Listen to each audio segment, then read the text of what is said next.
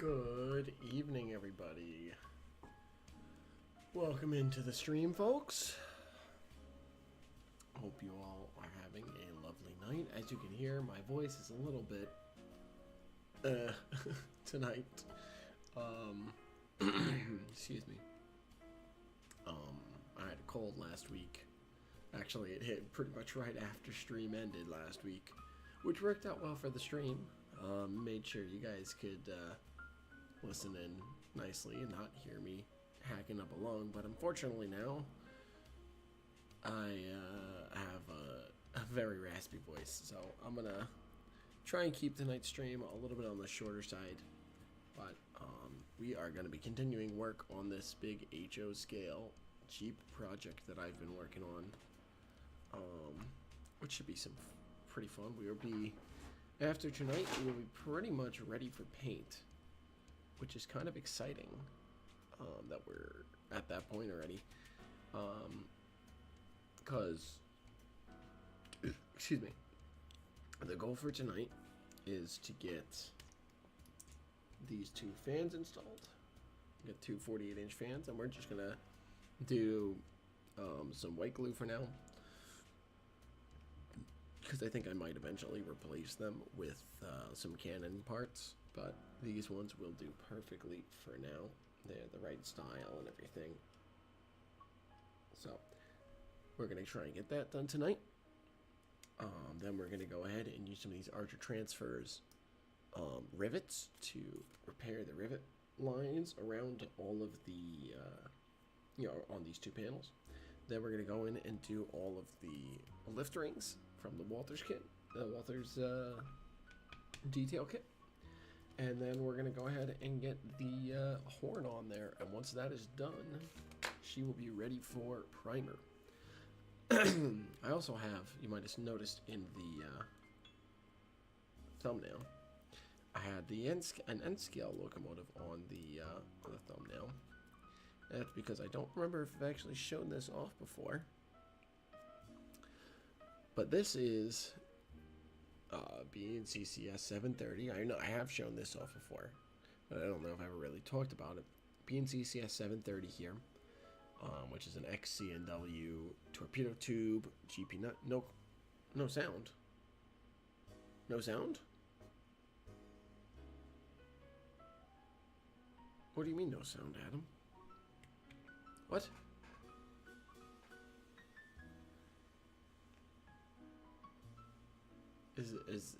Are other people having no sound? What's going on? I need some feedback here. Very quiet, low sound. Oh, okay.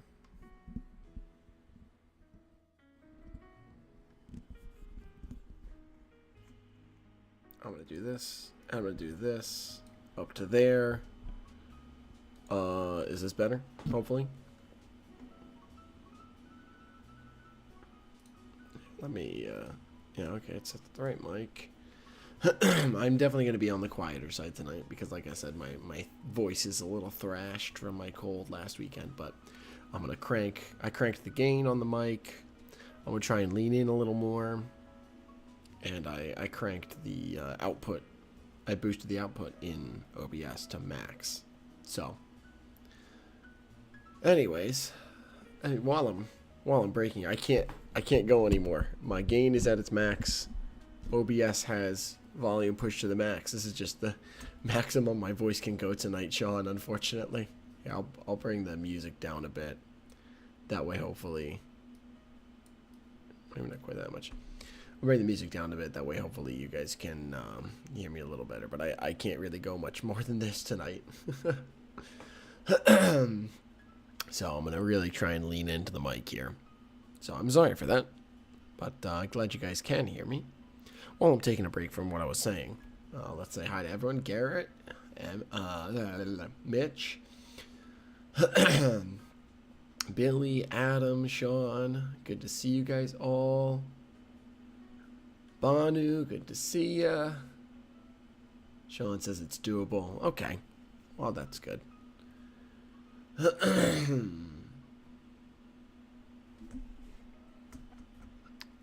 The only, let's see if I can. No, I can't. Okay, So yeah, this is maximum. So I'm just gonna have to do like this. That way, you guys can still kind of hear me as I'm working here. But anyway, so what I was saying, we're gonna continue working on the Geep 9 tonight. So we've got our 2 fans. Thank you so much, Banu, for getting the fans to me here. We're gonna get those put on tonight. And I'll also shout out Banu for also sending me some spare N-scale stuff that he had, some boxcar roofs and what looks like a Geep 7 or Geep 9 cab. So I will definitely find something to do with those guys, Banu. So thank you so much for those. So we're gonna get the fans on. Once we get the fans on, excuse me, I'm gonna go ahead and use these Archer transfers. These are Archer transfers HO rivets. I'll get the rivet lines going around the fan compartments again on the roof here.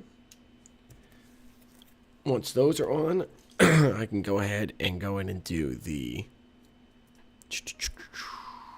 lift rings on the roof. And once the lift rings are on, we will jump to doing the getting the horn installed. And the exciting thing is, once all 4 of those things are done, we will be ready for paint, or at least for primer. So I'm gonna get it primed. Hopefully, maybe not tonight, but hopefully tomorrow. Get it primed up. I'll just quickly show off where we're at before we get started here. After stream last week, I don't think it was on stream, but after stream last week, I got the sand filler hatches. I've got the bell mounted. I got the MU hookup door. The MU hookup door install. Hookup. Whatever, the MU cable hatch installed on the front and rear. Like I said last week, we had the brake lever. We have all the grabs and everything. We've got the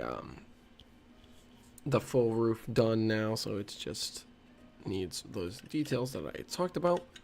And then I have I don't think I did this on stream last week, but I did drill the holes to get the these plow installed. So once I get it painted, I can glue that in place as well. Just got a message from ISC. Someone broke off the radio antenna on their receivers. They could see it was missing in the photos you sent. Awesome. So that should be fairly easy to repair then, presumably. I don't know. Also, they're apparently very ESD sensitive. Good thing this thing lived in the bottom of a drawer for a decade. Yep. I also want to talk about this, because I got these in the mail. I think at the end of last week's stream, I was talking about potentially doing wire grabs. I decided I'm definitely doing wire grabs. I'm just doing them. So I got these from KV Models, and I have some brass wire that should be here on either Wednesday or Thursday. Yeah, no static down there. Absolutely. Yeah, nice and protected. But so now I've got the stanchions, and I've got the wires on the way. So that'll be a fun little project for me to do end of this week after paint is done. Also, after paint is done, I don't know how much I'm going to get done between now and the RPM. We're going to find out. But I have a bunch of these other detail parts to add eventually. I've got Sinclair antennas. I've got ditch lights. Ditch lights are definitely not happening in time for the RPM. Sorry, Paul. It's just not happening. I'm not going to have time for it to deal with trying to get that all set up. I'm going to have the MU cables, the MU air hoses, and the windshield wipers. That's all going to get done. Any German or Swiss trains? No, I'm sorry, Raymond. I focus on US. I mostly do N-scale in North American, especially in the Northeast. circa 1975 to 1985. But this is a little bit of a different project that I'm working on here, which is same locale, but HO scale and in the early 2000s. So, sorry if that's a bit of a disappointment, but I don't have anything German or Swiss. I focus on just North America and the northeastern U.S. I do like German and Swiss trains, though. They're pretty sweet. And someday, if I could get a ICE 1 set, I would get it painted. I would paint it up or decal it up, I guess, to match the one that came around on Amtrak in the 90s when they were doing their high-speed rail tours to test out high-speed rail trains in preparation for the Amtrak Acela. That would be very cool to have at some point. But before we get started, I do also want to talk about this, which is what I was kind of talking about when everyone finally showed up from Paul's stream, which is this is the N-scale version of 730. She's a GP9 built for the Chicago Northwestern, purchased by and painted into B&CCS paints. It was purchased in 1973, I think. 1 second. Let me consult the documentation.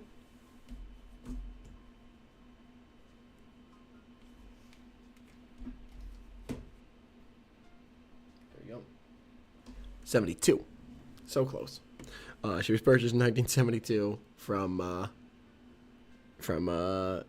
the C&W herself, as well as was it 4 others. So that would be 730 to 733. And she survived as is, with her torpedo tubes and the beacon light, which I have to actually install still on 730. Functional up until what was the year did I put it at? 1993.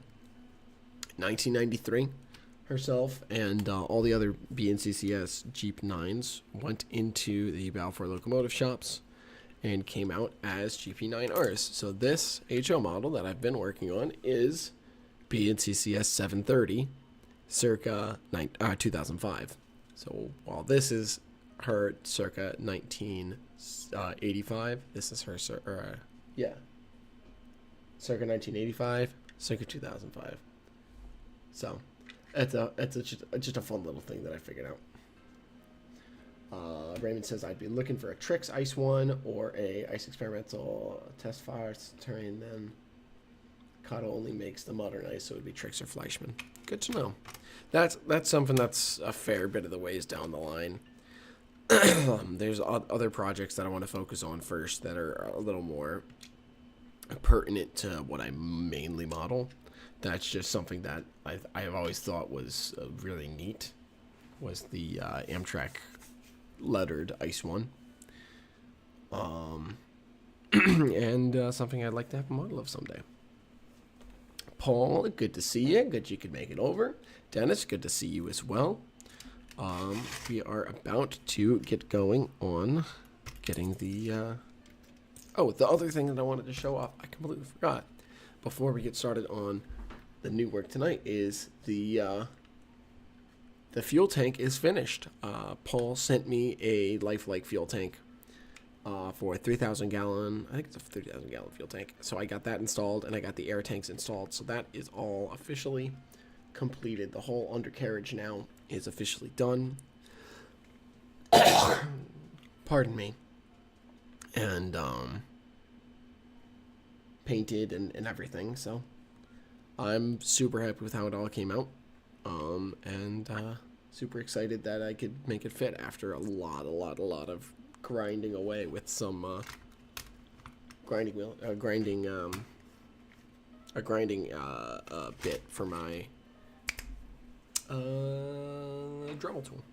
But anyways, we're gonna go ahead and get started by installing these 48-inch fans.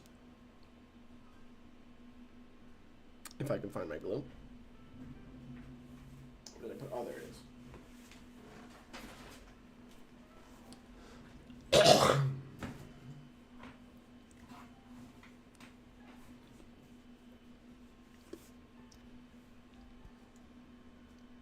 And I'm just doing some Elmer's glue for now, because I'm not. I think I might eventually swap these out for, like I said earlier, I might swap these out for Canon. More high detailed Canon parts. So I'm just using some white PVA glue for now. That way it's easy for me to remove and replace at a later date. But let's go ahead and get that nice and centered on that panel. And then we'll wipe the excess off.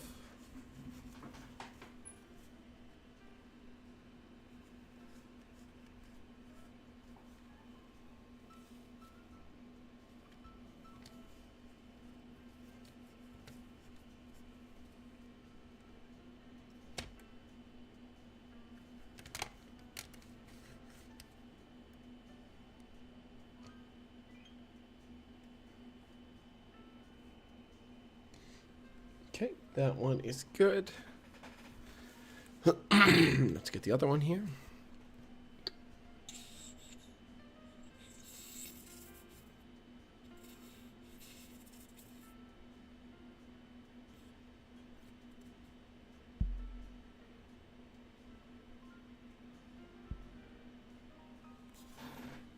There we go.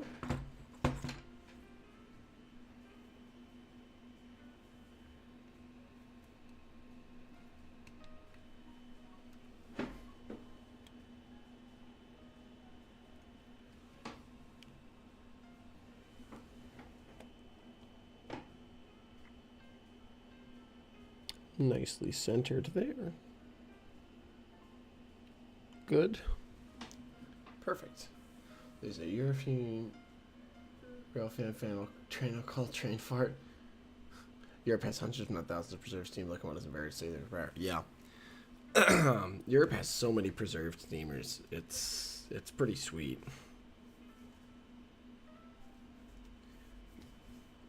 The U.S. has a decent number, but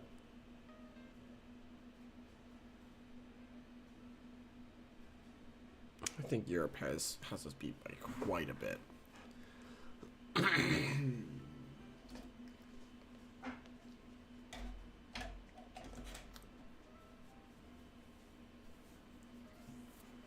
All right, fans installed.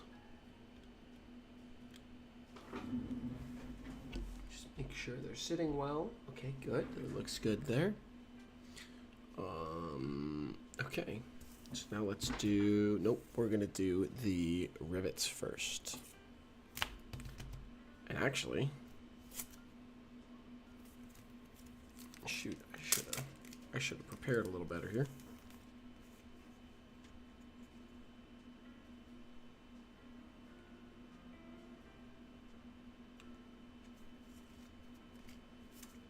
Because I actually,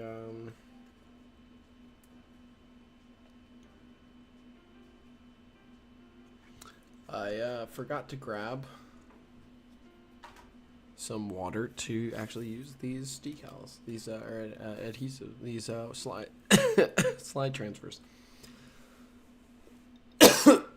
Boston coal mine that uses a steam locomotive that was built in 1898 in revenue service, along with that uses a steam locomotive built in 1898 in revenue service, along with German World War II steam locomotives. That's really neat.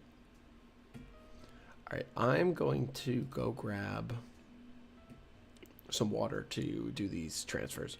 I'll be right back in like a minute and a half.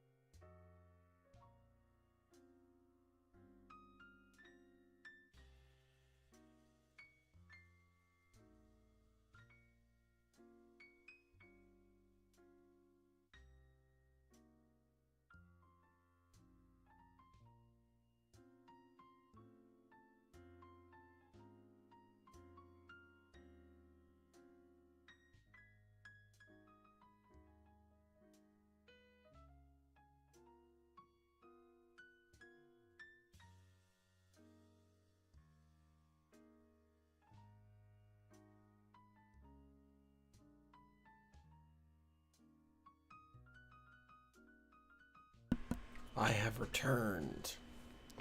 To answer your question, Dennis, what happened to me is I realized I was getting ready to do these archer transfers, and I didn't have any water to activate the water slide. So that would not have worked out so well. And so I went ahead and grabbed some water.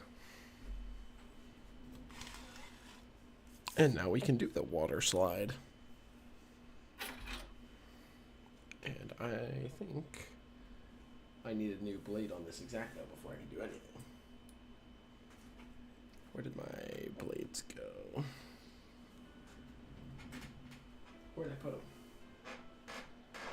Down here? No.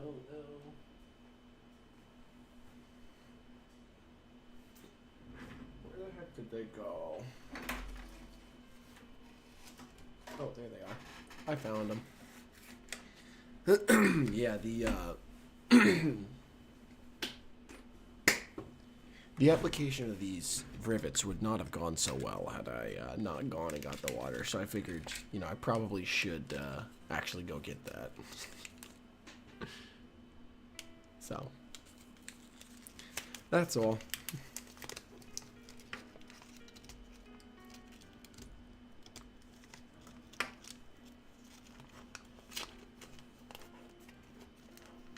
Water slides can be temperamental. I'm very used to using them.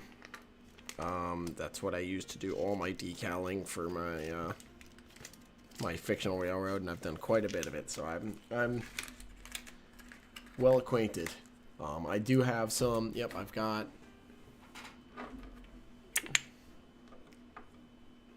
bottles of Micro Set and Micro Sol from Microscale Industries. That have served me quite well. Like my second or third bottles of them that I've had in my modeling career. But I've done lots of water slide work, so... Oh, actually, yeah, there you go. There's my almost empty bottle of Microsol that I am planning on finishing up before I continue this one.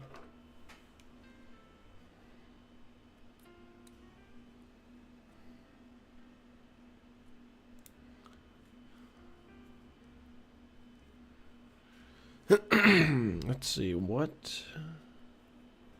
Looks like this is the closest... Sorry. This is, I think, the closest spacing here. So let me grab my caliper here and do some measurements. So I know how many...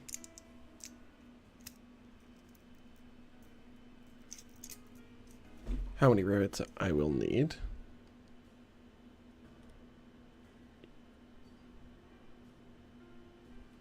29.8 mil. So let's see.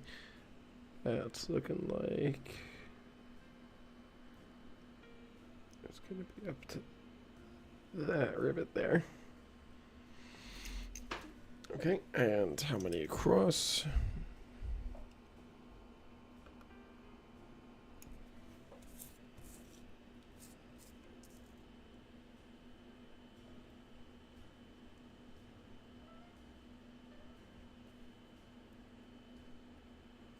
That many across. Okay. I have a bit of a rivet counter, but you don't bash other people's layouts and can enjoy a train running on a carpet in a circle. Yeah, that's fair. I'm kind of find myself somewhere in the middle, because I've been doing a lot more detailed model work recently, including something like this. But also with something like this, this is a fictional GP9 rebuild for my fictional railroad. So obviously there is no direct prototype. I'm adding in all the details as if there is a true prototype that you can count the rivets on. But I'm just making it so you can count the rivets as if there was a prototype. So I find myself somewhere in the middle. And I also, just like you, I don't bash other people's, what makes you, my rule number one of this hobby is if it's your railroad, it's your rules.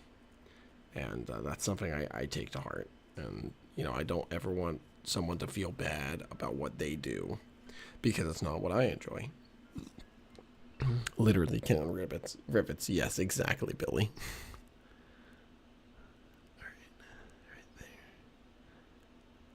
That looks about right. Okay, good. Let me quickly, where's my sandpaper? Let me make sure all of the existing rivets here are fully gone. Actually, I don't want that one. I want the finer grit sandpaper, which was right here. Where did it go? Excuse me.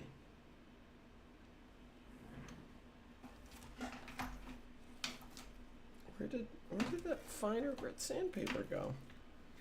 I swear it was right here.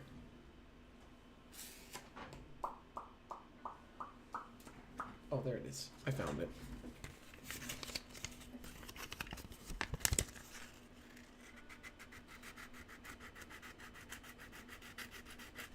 Let's really make sure these existing rivets are gone. The whole reason I'm doing these rivets, is because when I was removing the existing fans, the rivets really couldn't stay. There was nothing I could do to keep, sand away the fans without damaging the rivets. And I really didn't want to leave it where like half the rivets were sanded away. And I had always meant to try out the I had always meant to try out the Archer transfers rivets, and I also wanted to pick some up for an N-scale project that I plan on working on soon, which is building from scratch some of the New Haven X Troop Sleeper Railway Express cars. Around 2012 to 2013, Brian Banna did a series of videos building an SD40-2, but now all those videos are gone. Yeah, I've heard a lot about Brian Banna, but I've never seen any of his stuff. I hear a lot about his stuff on on some of the online forums that I go to from time to time, but I've never seen it. Too young.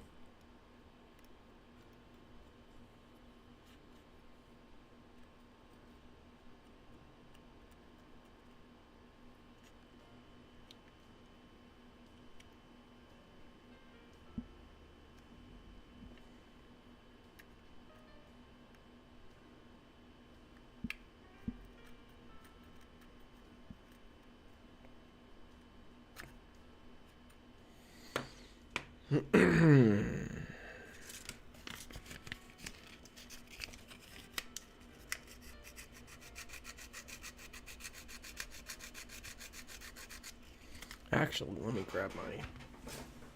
me just grab my file here.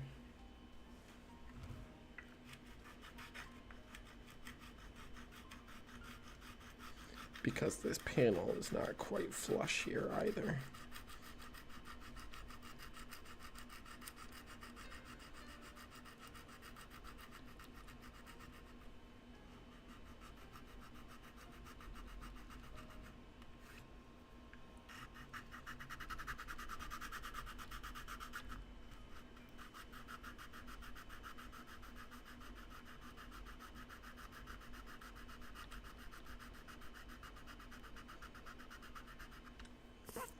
Fully make sure this is nice and flush across the whole roof.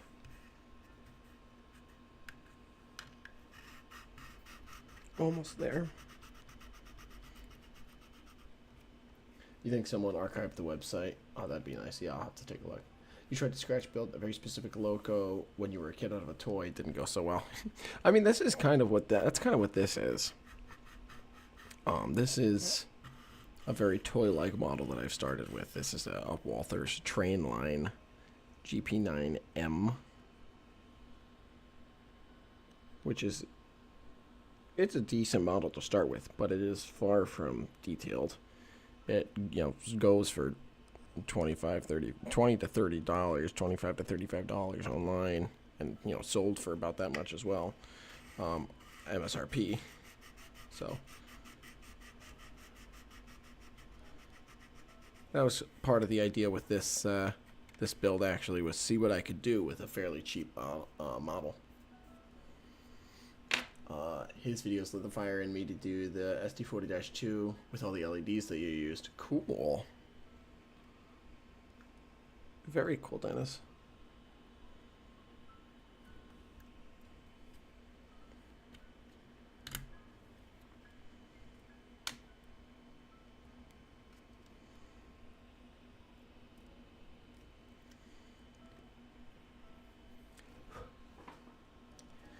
Very close here.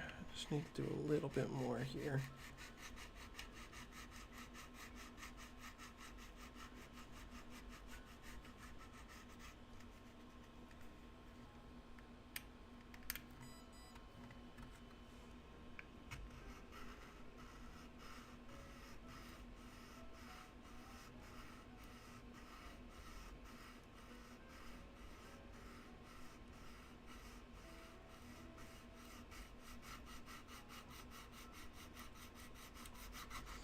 You know, let's just do like this, and I'll re-glue that fan.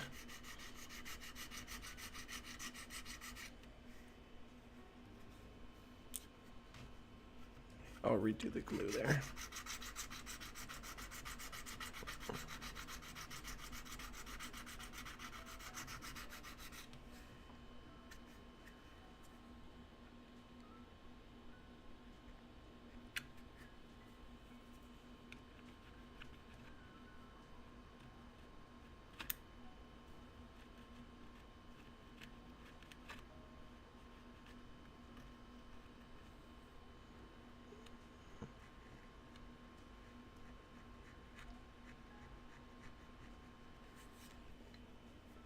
Gotta hop off. Sounds good, Garrett. And you too, Adam. Good to see you guys. Thanks for stopping in. Have a good night. Nothing wrong with an inexpensive model that runs well? Exactly. Exactly. And this runs, you know, it doesn't run fantastically, but it runs well enough that it was a, you know, a good starting point. And it has decent details to start. Like I don't have to do anything with the doors or I mean, the door paneling or even the cab itself. It's a very nice starting point actually to do something like what I'm doing here, which is really going in and detailing it.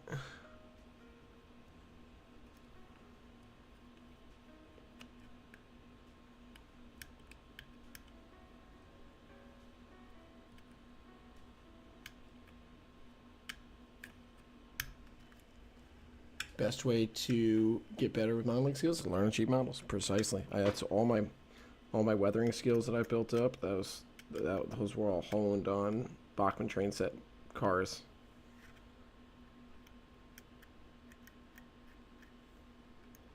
I'll always keep it nearby. I think it's up top right now. No, it's not up here right now, so it's put away somewhere then. Unless it's over here. I always keep close by one of the very first box cars I weathered. Does it look good? No.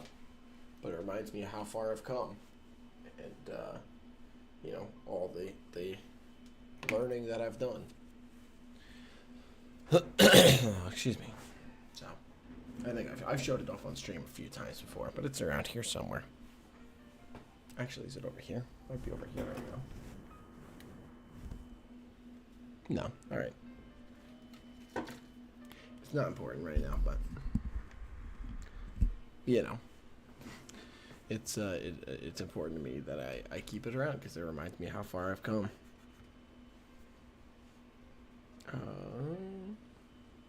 There's the file.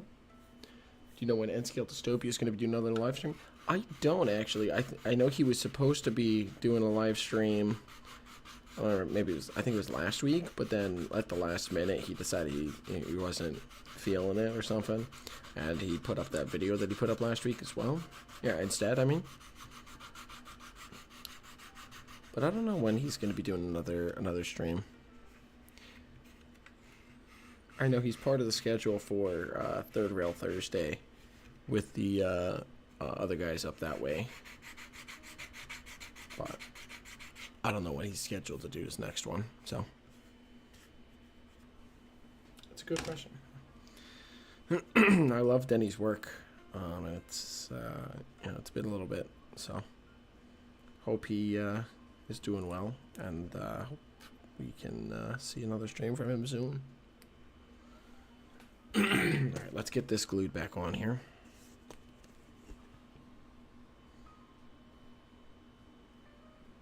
Time's at 9:40. Yeah, we're gonna get definitely the rivets and the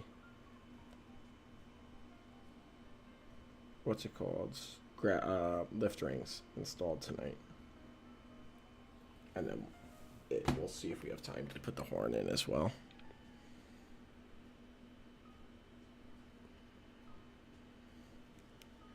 Flip it forward a little bit, right there. There we go. Good.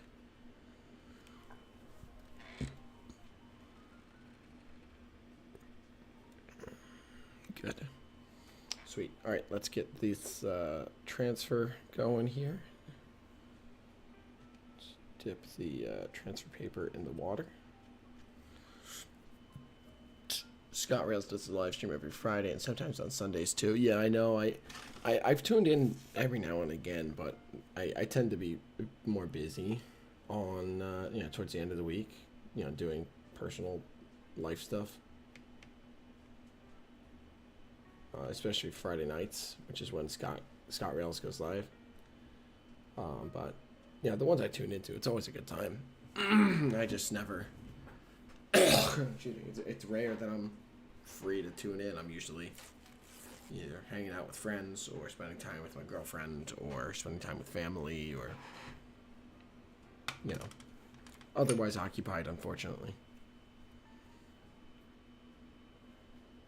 Let's go ahead and get the excess water off of that transfer. And now lift it up. Get it into position.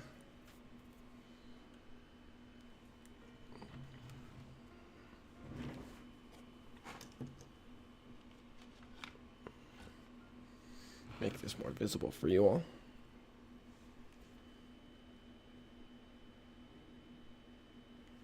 That right there, where's my little, there's my,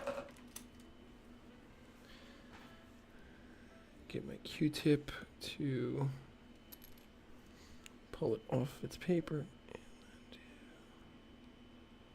and like that. Now this is hard to see for me right now because it is black transfers on a black shell.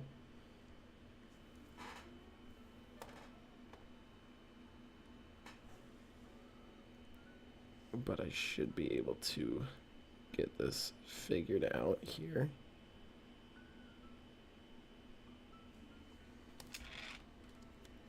I'll have to do like this. I know it's not great for you guys to see. Oh, actually, I might try like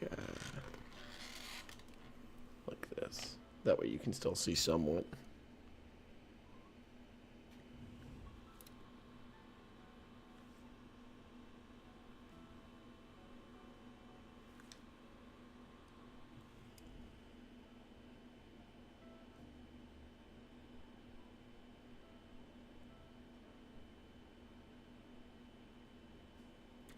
Don't do that. Nope. We'll level that back out.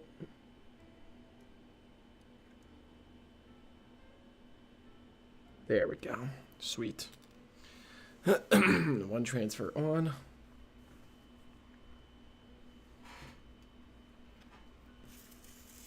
Let's get another one up the same length. Where did I put my X-Acto? Right there.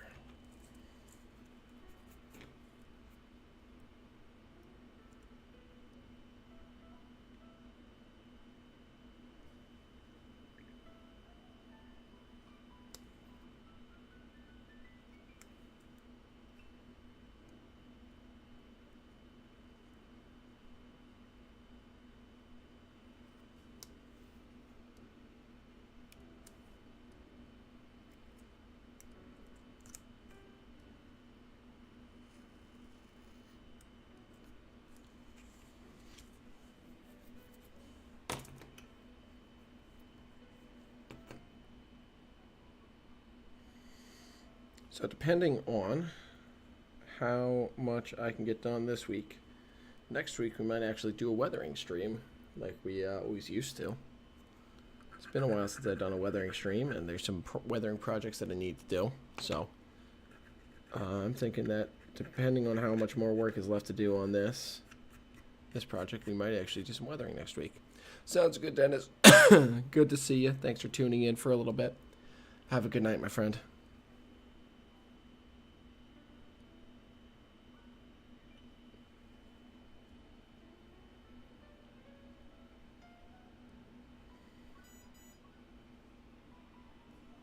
Oops. Oh, no.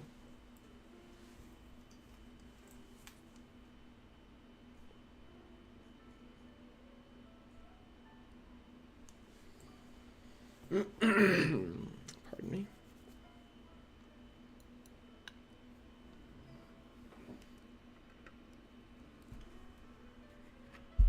Oops, sorry about that, folks. Didn't mean to bop the mic there. Oops. No, no, no, no, no. Get back here.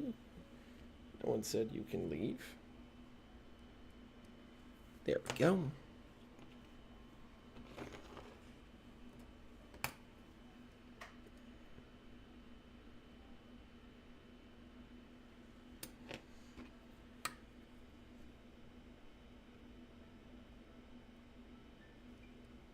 There we go.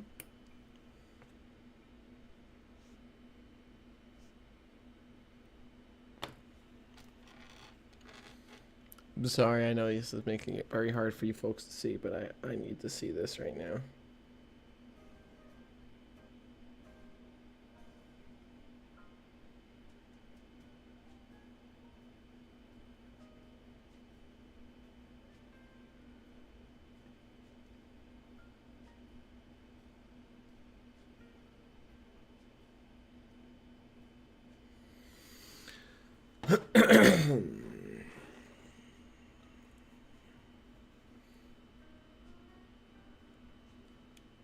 Okay, now we'll do the other edges of the panel.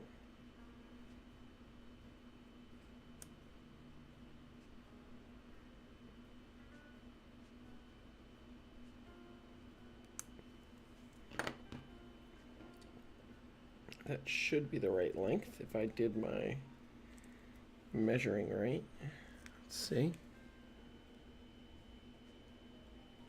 Let's dry test here. Yep, that looks about right. Perfect. Good. Let's go ahead and dip that.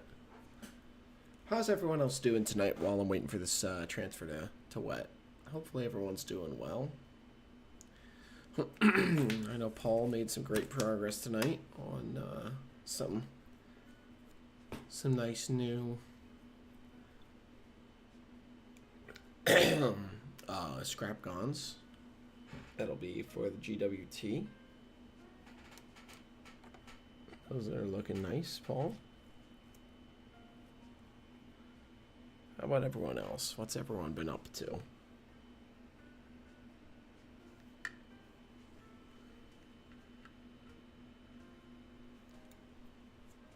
Just put together your T-track double. Awesome. I gotta get another T-track module from Sean because at the Rochester RPM, which is coming up in 2 weekends, I will be doing a learning table on building a T-track module and kind of what goes into designing and planning out a T-track module, what goes into putting together a kit. So it'll be a good time. VRC Scott, first of all, welcome to the stream. Finishing up an AccuRail reefer while your AccuRail auto pack parts set. Awesome. I always love kit builds. You sure did, Sean. You heard about lots of T-track.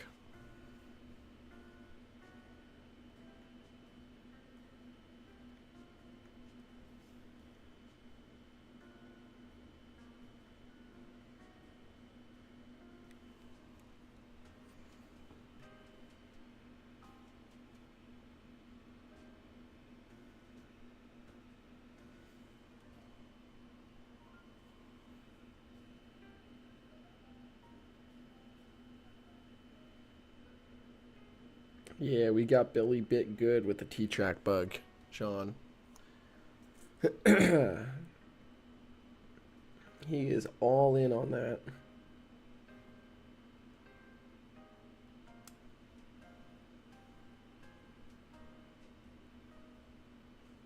There we go.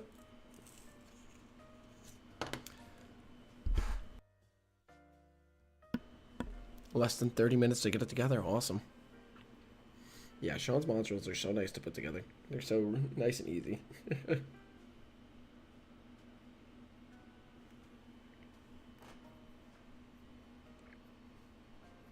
Out in the shop fulfilling orders. I don't know if I don't remember if I read that or not. But if I didn't, awesome. Good stuff, good stuff. Quick dip there. Let's lay that down there. Grab my Q-tip, slide the transfer off of the transfer paper. Just enough to grab the paper here.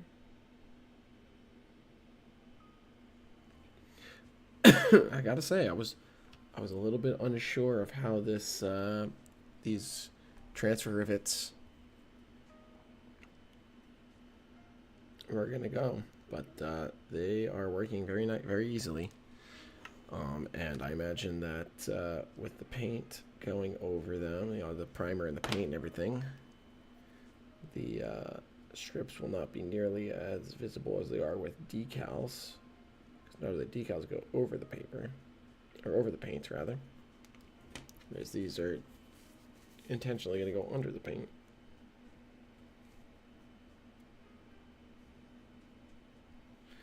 So I imagine that'll help hide the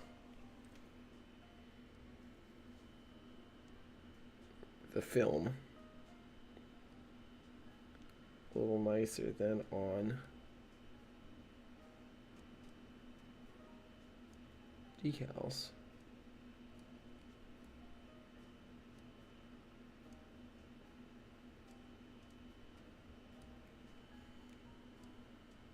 But we will find out when I go to paint, I guess. There we go. All right. That rivet box is completed. Now we just got to do the rivets around the forward fan housing. Where did I put my... All right, let's get this up out of the way for you all. Let's see, you think you have more modules than N-scale trains at this point? I mean, for someone who, you know, declares themselves to be primarily not an N-scaler, that about makes sense. See, this one's going to be the grain style of right. Hey, Ted, good to see ya. Hope you're doing well. I'm continuing to work on this GP9.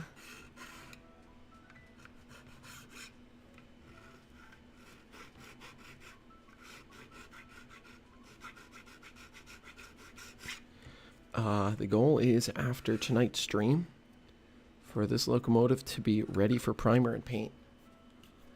So it's going to actually, let me quickly pull that up because I don't remember when the last time I shared it on stream was.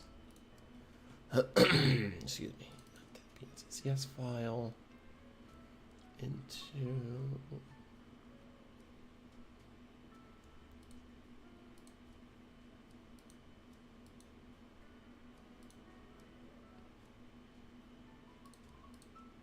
which file was it? Is it this one? Was it this one? I don't unfortunately I didn't save a PNG of mine. I just have the Illustrator file, so I have to open Illustrator to check them. Just got back from a day of babysitting your granddaughter. Lovely. That sounds like it sounds like a great time. Sounds like probably tiring, but it sounds like a lovely time. This is the one. Nope, this is not the one. What? This one.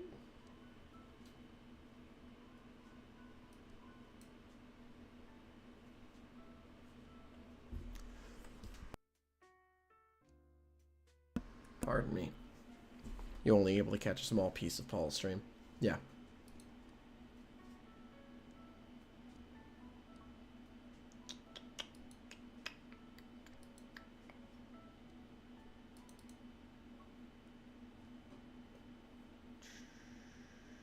There it is. This is the one. Oh yeah, but lots of fun. Yeah, that sounds about right. All right, let's go ahead and do this and do that and hit that. So this is the scheme that the 730 is going to be receiving. So she's gonna. This is basically what the modern day B&CCS's colors are gonna look like. So I'm thinking I'm gonna have the Geep 9R in this scheme, in HO scale. I'm gonna have the Geep 9R in this scheme, and I'm gonna have the because I'm also gonna have a C424, which I actually have. I just need to figure out the paint scheme for, but I'm thinking that's going to be in the. That's either going to be. There are two options. It's either going to be in the traditional B&CCS scheme, like what I have on all my stuff for N scale, or it's going to be in a heritage scheme. I haven't decided yet. I haven't done any design work on the 420. I actually just today downloaded a blank drawing from Trainiacs for the 424. So that's going to be a decision that I need to make. I might draw up a few things and figure things out. And obviously, also on this scheme, obviously, you know, the actual locomotive drawing is not quite right. Excuse me. But you know, because I drew this up real quick.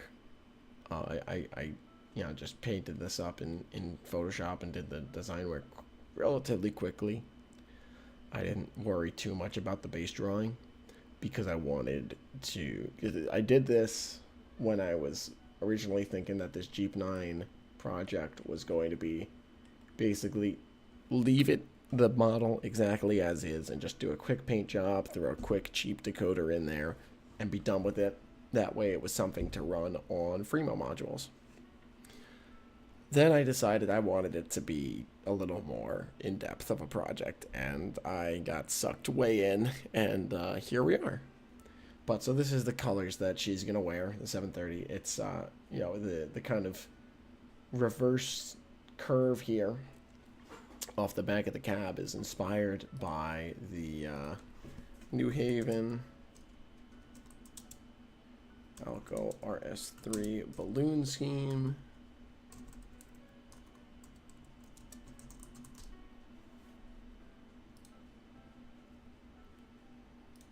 There you go. No, where is it on the RS3? Because the RS3 is how I really got inspired. There you go.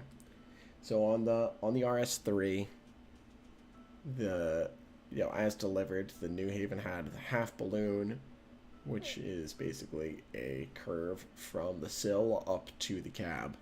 So that was kind of the inspiration, you know, taking cues from the heritage of the B&CCS system,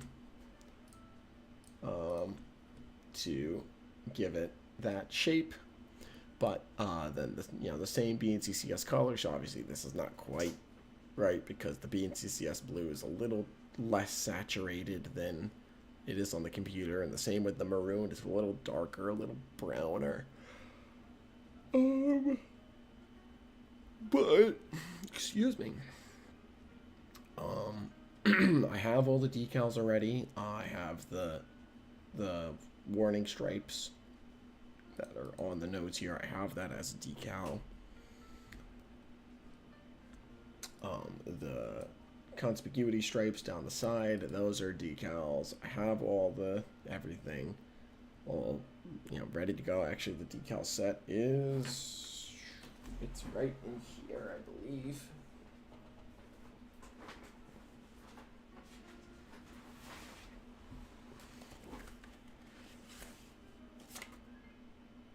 So on that sheet, nope, that's the bicentennial. I have to finish that locomotive soon too. Nope, that's not it. Nope, that's the ARC logos. That's the other half of that sheet. which means hopefully it's this one. Yes. Here we have it. There is all the decals ready to go. Oh, I forgot. I'm not showing my camera right now. Let's go ahead and fix that. There's the decals. So we've got, and I haven't decided for sure if I'm going to leave the ones on the cab side or not. I might. I think those will be the last decals I put on because I might see if I like it or without the cab side logos. But we got the Jeep 9R, Balfour Calucci Creek Southern, 730 B&CCS for the cab. We got the warning stripes for the Pilot.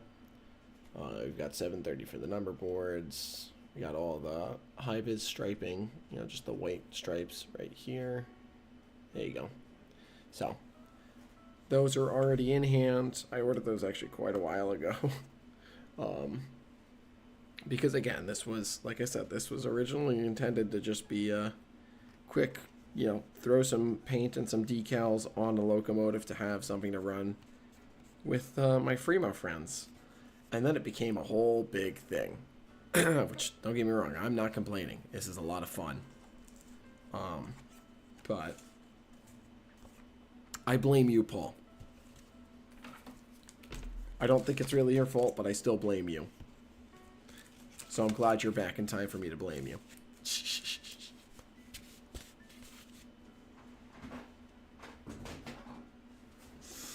Okay. So we got let's go ahead and get some measurements on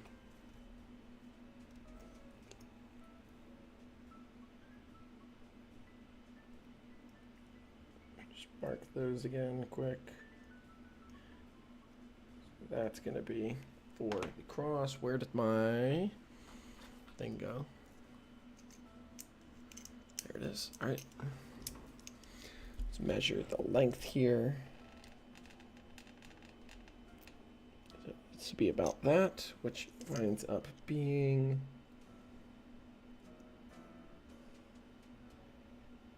that many rivets.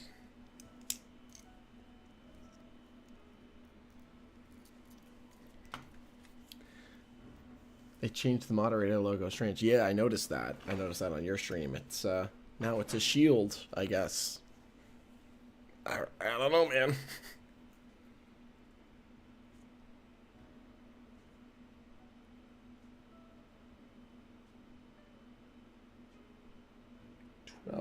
Twelve rivets for the other side.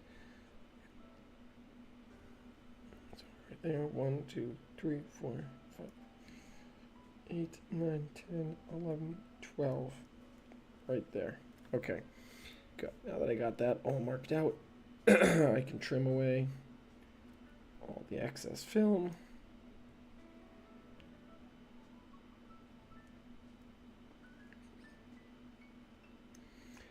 There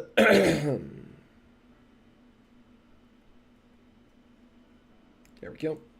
Okay. Let's get these rivets on. Britt says hi. Hi, Britt. Hope you're doing well. Is that the shield? Yes, Billy, that's the shield. The shield is the moderator logo. Paul and Ted are both moderators, and Garrett was earlier as well on my stream here.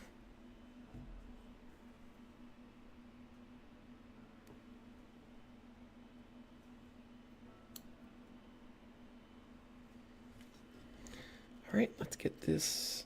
Oh, shoot. I'm looking at this fan, and I don't think it's quite centered left-right on the hood. It looks a little off-center to the left. So let's pop it up and get it down like there.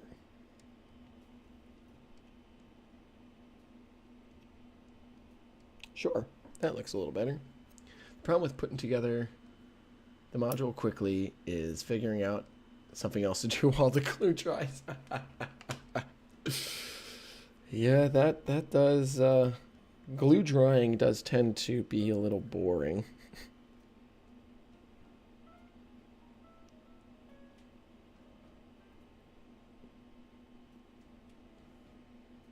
There we go. Got that transfer done. It's 10 o'clock. Yeah, I should be able to get, at the bare minimum, all these rivets down and all of the lift rings on.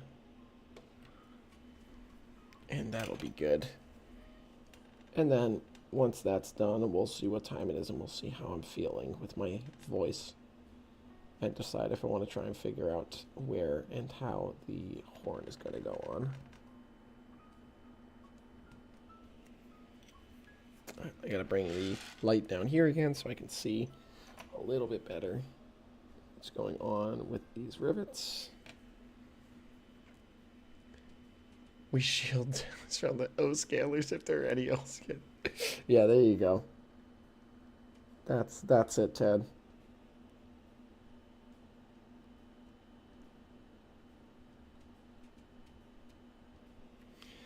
Good.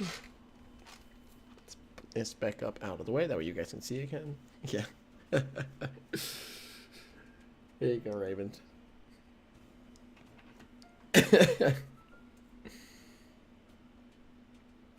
Let's get the second row. Long way done here.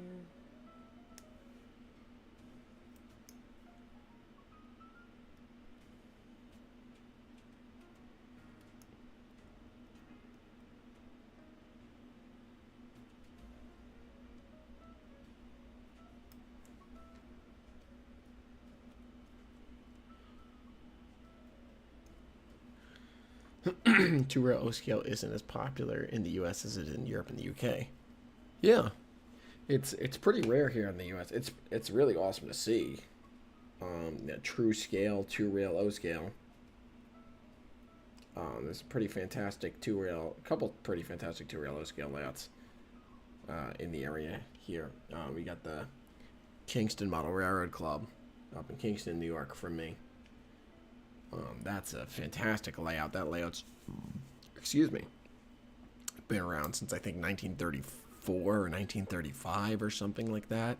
They're in a former New York Central paint shed is their building. It's been expanded a couple times, but it's literally right along what's now the CSX West Shore line in Kingston, New York, and it's pretty sweet. It's a fantastic layout, beautifully done. Unfortunately, the club is kind of dying, so it's kind of tough to see, but the layout itself is fantastic. And then I think the New York Society of Model Engineers down in North Jersey is two-rail. I know they're O-scale, and I know that this is their 100th year, but I thought they were two-rail. They might be outside rail, third rail. They might be outside third rail. I'll find out shortly because hopefully some point in the next couple weeks here, I'll be getting down there to record the NYSME layout to get that done for the NERX virtual convention, which I'm on the team for. Bondu loves the West Shore, yeah. I love the West Shore, except for that every time I try and go rail fan the West Shore, at least, along the river, the river sub, I just sit there for 2 hours because I miss all the LA activity. And then, like, I'll be driving along the Hudson on the east side. I'll be driving and then, like, see 3 trains later in the day. And I'm like, dude, I miss the traffic. I don't know why. I don't know how.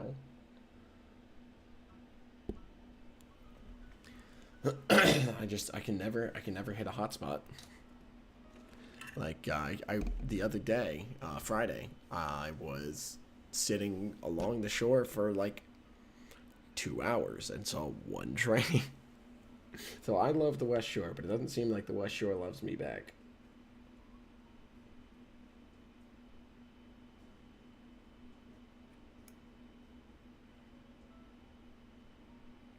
The only thing, at least, along the actual shoreline, the river sub part of the West Shore, that I don't love is that it's not really possible to chase trains on the river sub.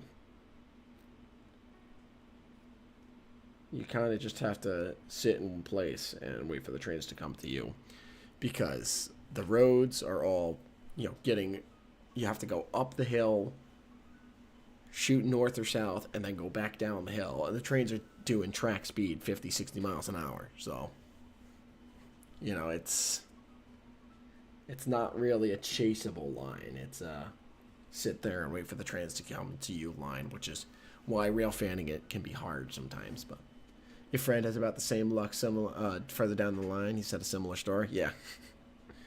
It's just because the thing is, it's PSR, not to be like that, but it truly is. Because I remember when I was younger, it was trains up and down all the time.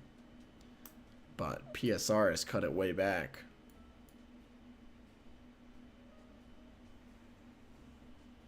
So, but, what are you going to do?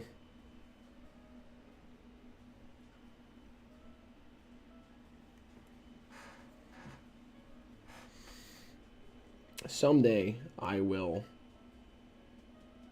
be picking up, because one of my earliest memories of watching trains actually is at Bear Mountain State Park, standing there right next to the tracks watching the train go by, and it was CSX YN2 AC44s, a pair of them at the front, and it was trash dumpsters, trash containers on flat cars. So at some point, I will have to model that train. It's not in any era that it's out of my modeling era for N scale. It's kind of in my modeling era for HO, but I want it in N scale. So it's something I'm going to eventually have to throw some money at. Just because, like I said, it is literally my earliest memory. It's one of my earliest memories, period. But it's my earliest memory of watching trains. So,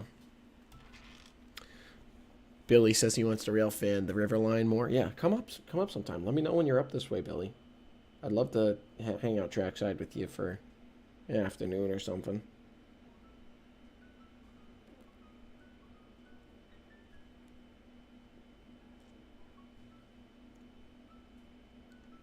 Come up to whether it's Milton or Mindock Park or Highland Landing or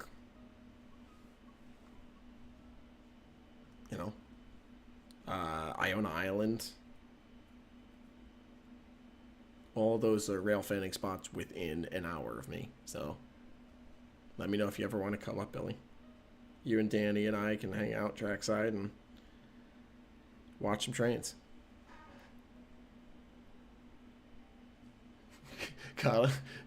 Paul has the AC44s that I need. Sometimes you have to give in to nostalgia. Yeah, absolutely. And that's the play. But that's why I'm, largely, right. It's not something that I'm going to do anytime particularly soon. Because right now I'm trying to save money for just what I really want and need for my main modeling goals.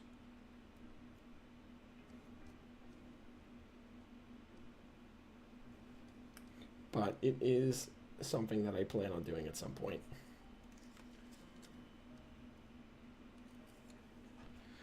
And actually, Paul, your AC44s is what reminded me of it originally.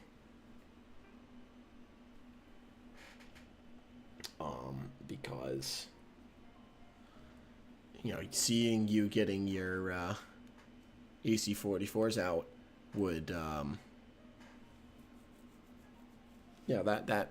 seeing you get your AC44s, that reminded me if that was what the power was on that train. But Paul, Billy's already seen the other Hopewell. They stopped in on the way up from Jersey in my Hopewell, because they were going pretty much right through. And they said hi. I should get a 611, Paul? Is that what you're saying? You're saying that I should get a 611? You're saying that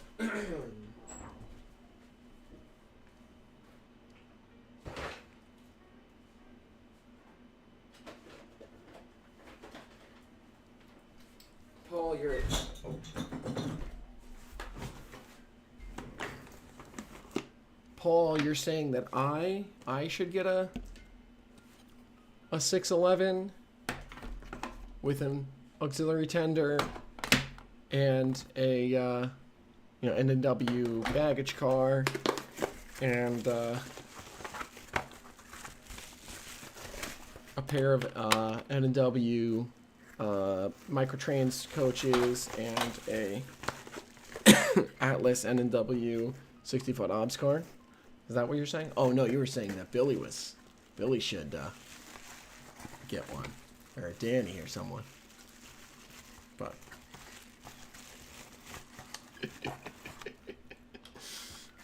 yeah, I picked all this up years and years ago.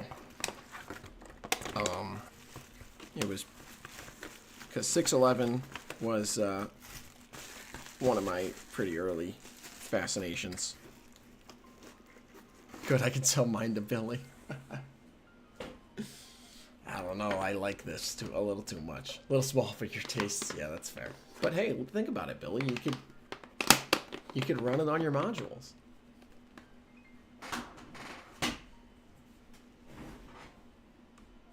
Everyone makes an AC-44? Yeah. Well, they're such common locomotives. They're very common locomotives. They're even more common than their DC equivalents in the Dash 9s. Especially nowadays, because everyone wants the AC power.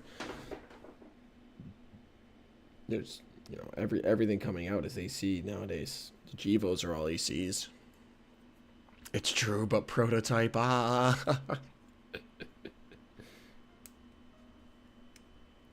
mean, Billy. What years are you modeling again? I forget. It's the 30s, right?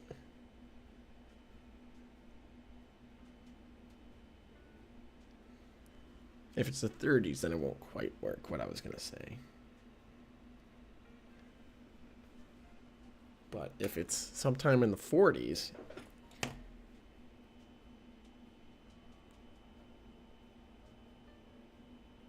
the N&W did lease a couple of J's to the Pensy in the 40s for testing.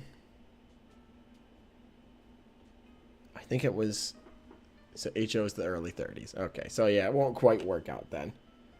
Because early, like, I think it was 42 or 43, the N&W leased a couple of their J's to the Pensy. The Pensy wound up sticking with I think the Pensy, what was it? Was that when the Pensy wound up going with the T1s? I can't recall now.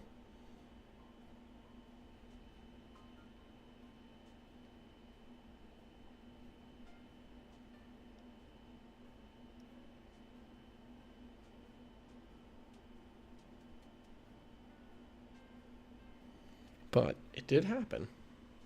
Sounds like Billy ought to change his era.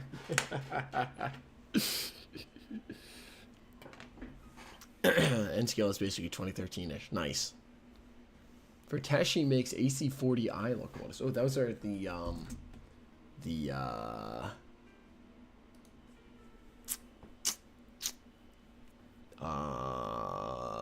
export locomotives. AC-40i locomotive. Whoa, what did I do?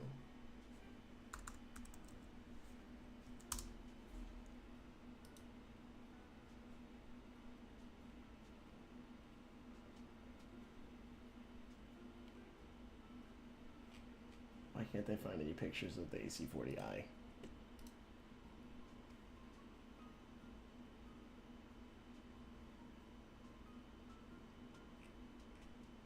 I can't find any pictures of it. But those are, I know I've heard of the AC40Is before. Yeah, the international version of AC44, yeah.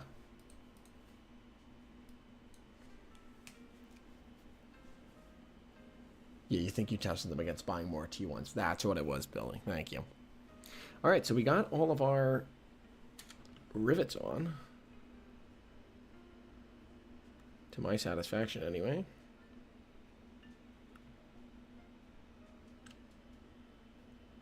So that's good.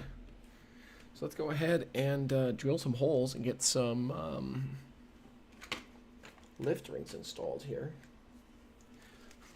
So Paul, because I think you were, I think you were not, excuse me. I think you were not here when I was talking about it, but I was saying before, I think I'm not going, well, I'm definitely not, there's no way to think. I'm unfortunately not going to be able to get ditch light installed in time to get it up there for the RPM. It's just a lot for me to figure out because it's my first time. But I might bring one of my sets of ditch lights up to the RPM so that you can kind of coach me through figuring out how to get the LEDs installed into the your whole process for prepping and all that for the actual ditch light mountings. Okay, so I need. Oh shoot! Where did the Walther's documentation go? Uh-oh. Did I throw it away? Oh, I threw it away. Hold on. Let me quickly dig through my garbage can, which is mostly just packaging.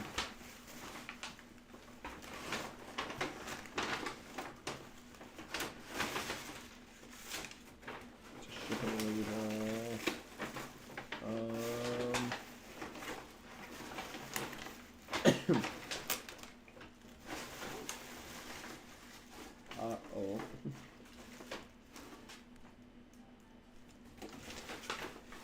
Yeah, I mean, it's not that big of a deal. I can't find this documentation.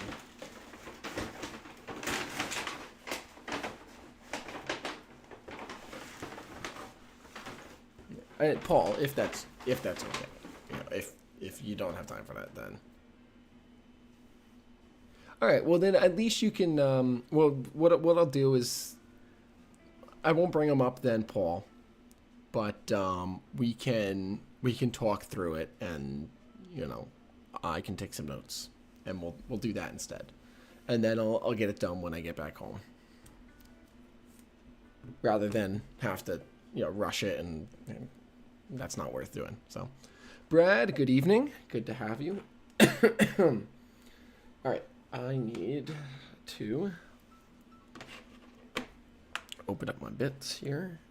I think I'm going to do, is that a 0.7? 1, 2, 3, 4, 5, 6. Yeah, we're going to do a 0.7, I think. That ought to do, yeah. Do a 0.7 bit in my, 0.7 mil bit in my pin vise here. So we're going to need a lift ring right there. Oh, shoot. If I had time to get them prepped prior to my visit, you could probably coach me through a decoder install one night.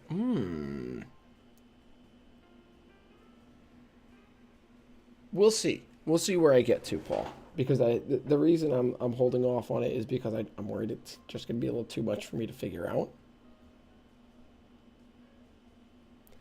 We'll see how far along I get with the rest of the locomotive.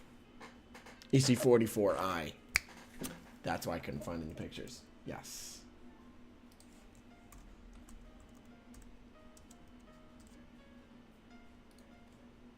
There it is. Yes.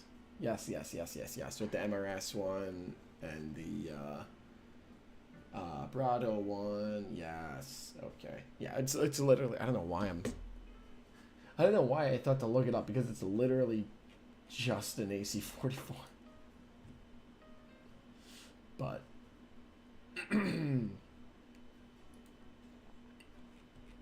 but yeah.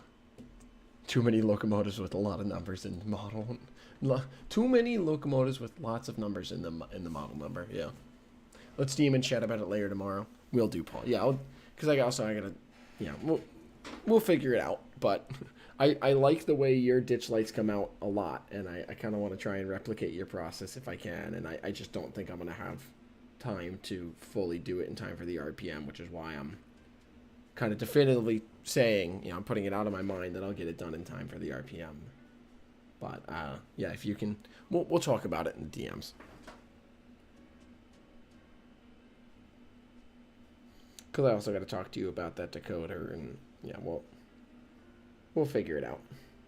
So what I'm going to do for the decoder for this locomotive is I'm just going to take the one out of the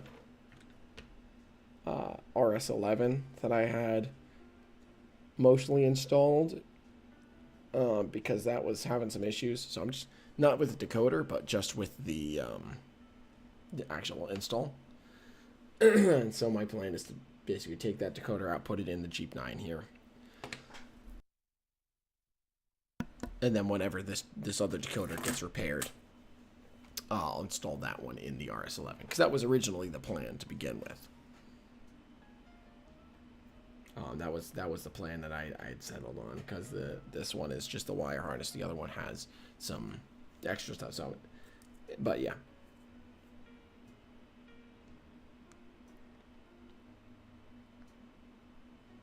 Although actually, I might do that for now, but I'll figure it out. Okay, so I've got those marked out. Just you might get one once the tariff is over. Cool. Or so the only other thing that I'm thinking about with this Geep 9R before I paint it is, do I want to put an anti-climber on the pilot? Because some Geep 9Rs have them and some don't. I think the RMs do have them. So I might not. I might just leave it without an anti-climber.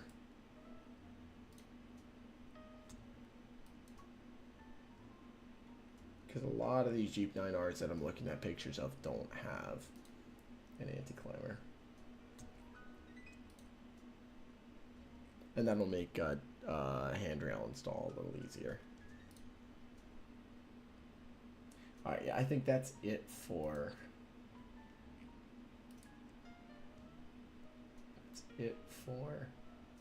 Oh, nope, that's not quite it for lift rings.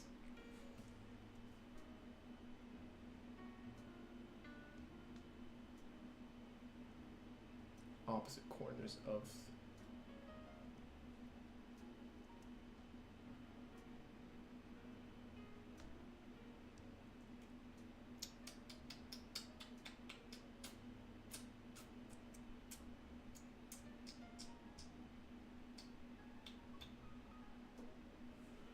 Alright, I think I'm just going to go with this.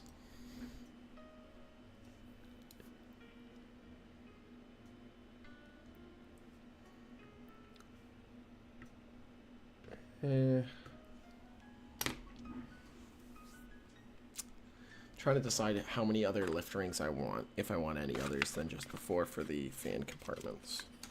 Because I'm looking at pictures and some have more and some don't. I think I'm going to do it for the... I think I might do a couple. I think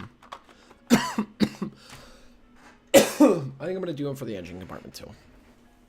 So I'm going to go here.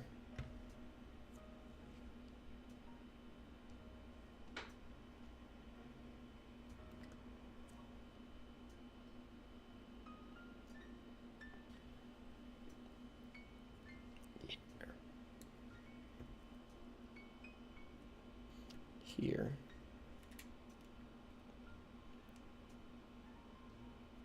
And here. Alright, let's go ahead and get these holes drilled. I'm not worried about hitting anything because I have the motor and everything out of there right now, the weight and all that. None of that's in there right now. Oh, son of a gun. How the heck did I just do that? Alright, well now I'm gonna have to take this shell off the frame here. Dang it, man.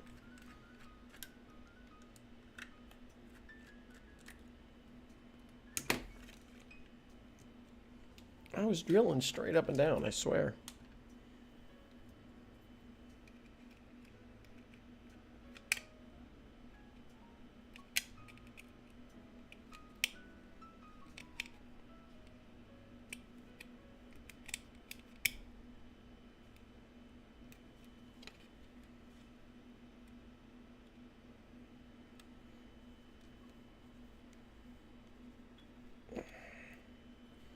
Just gotta get this drill bit out of this hole now, and then I gotta freaking swap to a 0.8 mil, I guess. Unless I have a 0.7 mil bit in one of my other sets, which I might.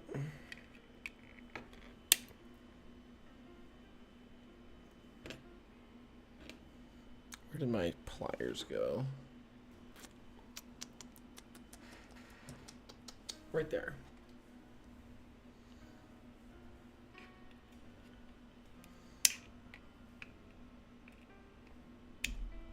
There we go. That got it. Let's throw that in the garbage.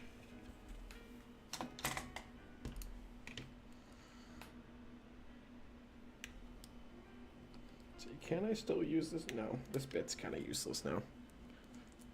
All right.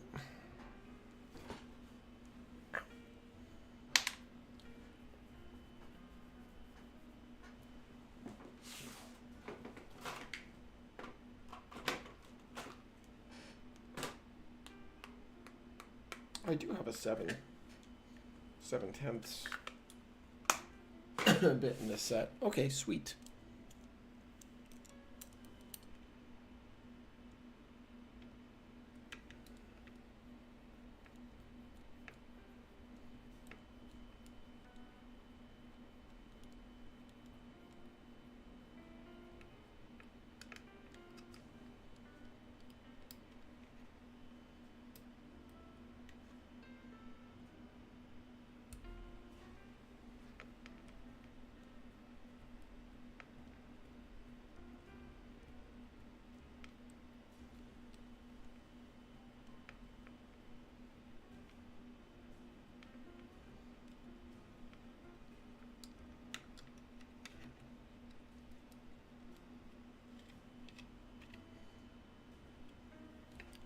I'm really looking forward to getting up to Rochester for the Rock RPM. I had so much fun at the NE RPM last summer. That was my first RPM experience, and I'm psyched for doing more RPM this year. Rochester, back to the NE RPM, and then I might do. I might do Valley Forge, but probably not. I don't know. I have to look at the RPM calendar that Eric Hansman puts out and see what other ones. But I want to do more RPMs. RPMs are. I had so much fun at NERPM last year. You know, just meeting people, sharing ideas, and sharing what's it called? Processes and techniques and all that. It was so much fun. Gremlins. Yeah, that's how I...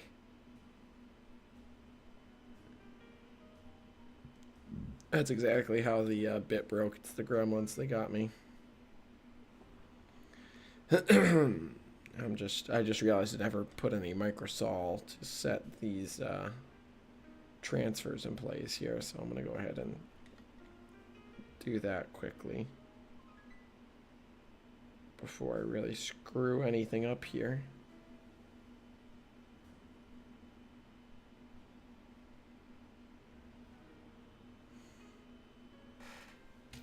Just move those.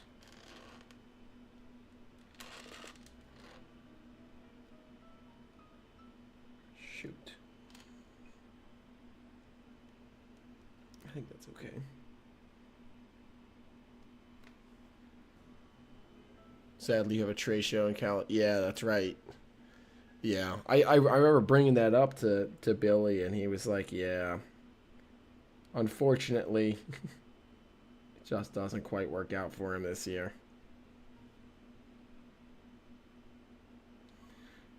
But hey, maybe next year you guys will make a trip out to out to what's the other city? Pittsburgh. That's the one for the RPM out there next year, because it's Valley Forge in the even years, and it's out somewhere near Pittsburgh on the odd years. I don't remember exactly where, but that's how they do it.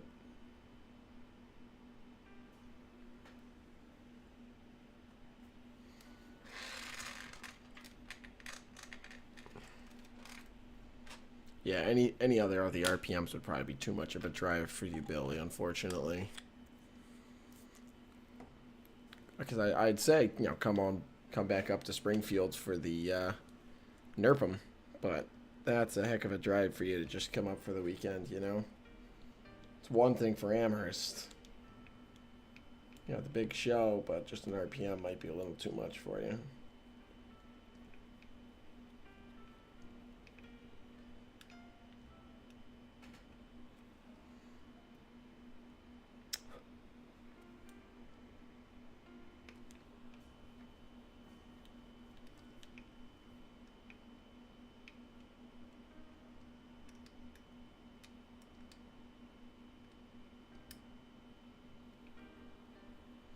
Also, Paul, I don't know if you caught it on your stream, but I did share out the information for the Rock RPM to the Hudson Valley Division members at our meeting on Saturday. And I had one person, at least, one person who said, yeah, I probably will sign up because, they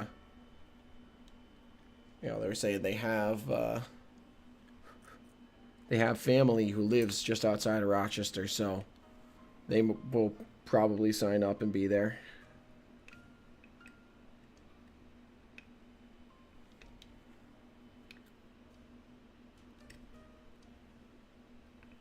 So I'm out here doing the Lord's work for you. March is too busy a month for you already, otherwise you could have been convinced to try and go to Valley Forge. Oh, really? Really, Billy? I didn't realize Pittsburgh was that far from you. I forget, I guess, just like New York, I forget how long Pennsylvania is.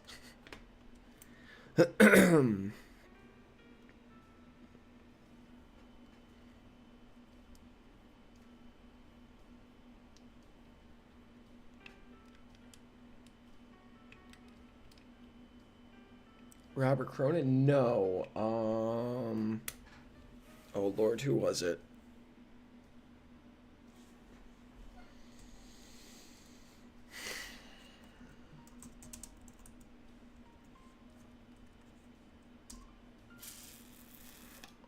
What the heck was his freaking name? Why is my brain not working?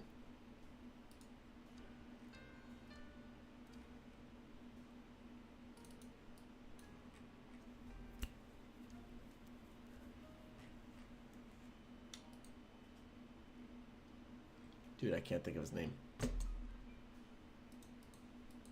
It's really frustrating me that I can't remember this guy's freaking name. Oh, I know. Hudson Valley MMI.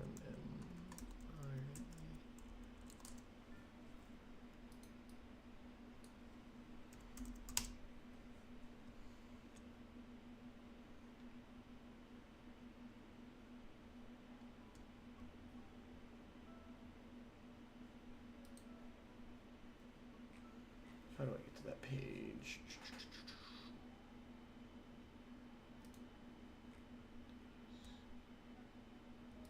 That's it, John Knoll. So if you see John Knoll on the list, I brought him up. I brought it up to him.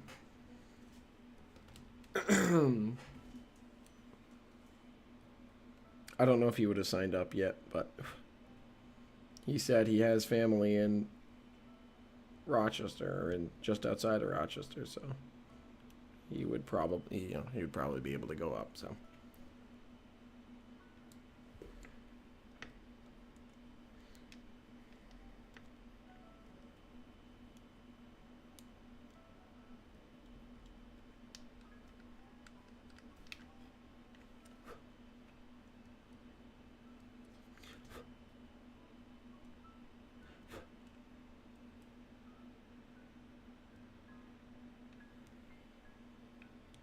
Pittsburgh is like 5 hours from your house, man. And yeah, Springfield was what, 4 hours for you, Billy? So, nearly up to 50 pre-registered? Dude, that's awesome. Congratulations, Paul. Because you also know that there's going to be, a handful that show up on the day too, so that's really, really awesome. For like a first time event, that's really awesome.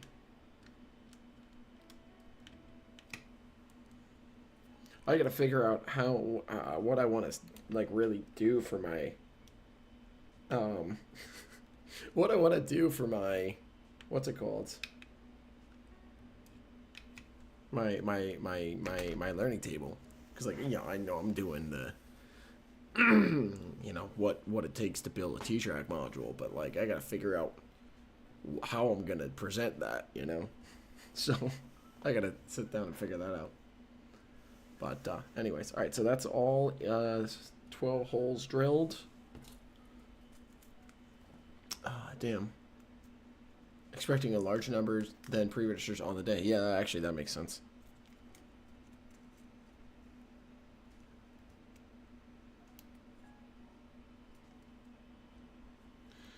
Alright, let's carefully do this here.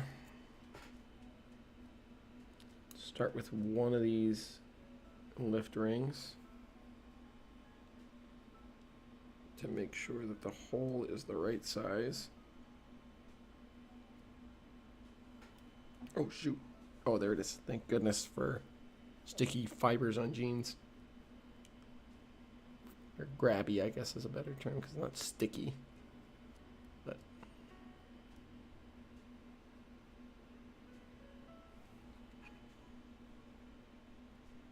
yes, it is good.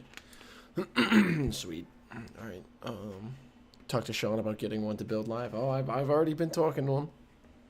That's the plan, Paul. Actually, the plan is to build one live. But I got to figure out the ancillaries around that, because otherwise it's just 15 minutes of me slapping some glue and throwing some tape on there, and then all right, everyone go away now. So I want to have a little more than just that to talk about. So I'm probably going to talk a little bit about what the standard is and what it means, and I got to talk a little bit about how to figure out what kind of scene you want to build and the different types of modules and stuff like that. So I just got to sit down and kind of figure out what all of the surrounding discussion's going to be.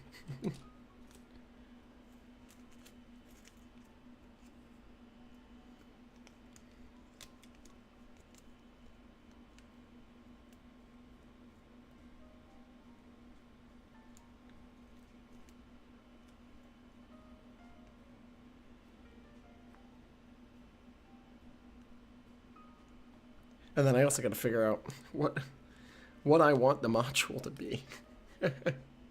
Drilling down into why this belongs in an RPM in a world of super detailed models. Okay, yeah.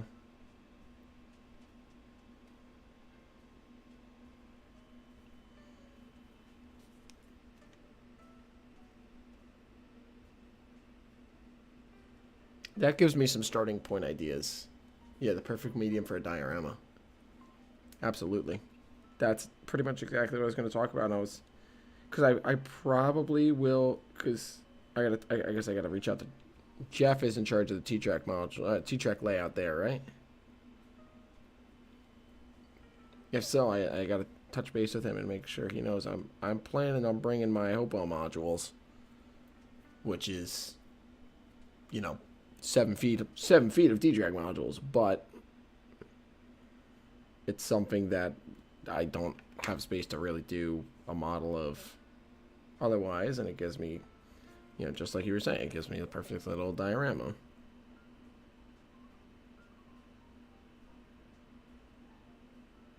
So I probably would reference that and tell people after the talk, the learning table, go check out on the T-track layout.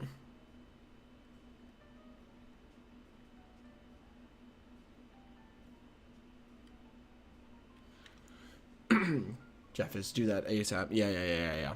I marked it down on the registration form, but I wanted to make sure to reach out to him, and I completely forgot until this very moment. So I'm glad we had this conversation, Paul, because I'll probably shoot him that message as soon as stream is over here.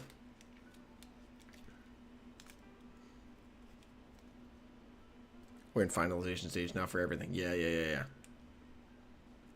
I will, as soon as stream is over, I'll shoot him a DM on Discord to make sure he knows that was my plan. And hopefully, I guess worst comes to worst, I can just have the modules for the learning table and then put them back away. But should be talking schedule for learning tables on Thursday. Oh, if it's on the registration, we should be okay. Okay, good. I wanted to shoot him a message just to confirm, because oh, that's right, it was the Fremo that was that's right. I totally forgot, because I remembered on the registration form one of the things was reach out to someone to get in the loop for it. It was the Fremo that was the case for, not the T-track.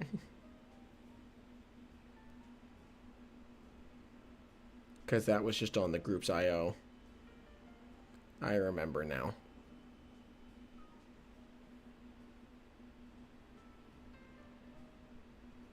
Actually, I might shoot him a message anyway, just to ask what I put down, because I can't I can't remember if I put down that I would also bring my orchard module or not.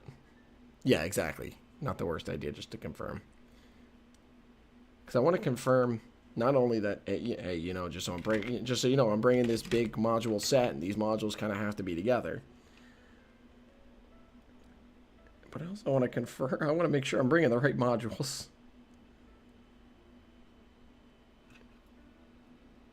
Because I can't remember if I told him I would bring that.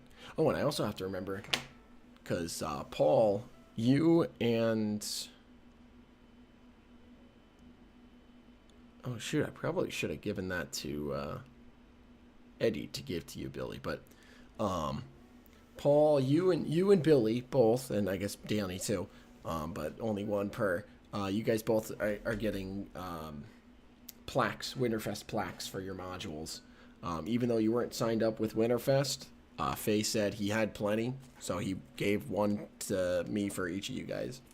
So I have two plaques to eventually get to you guys. So Paul, I'll bring you your plaque at the RPM, and Billy, we'll figure out some way to get it down to you and Danny, so you guys can figure out what module you want to put it on.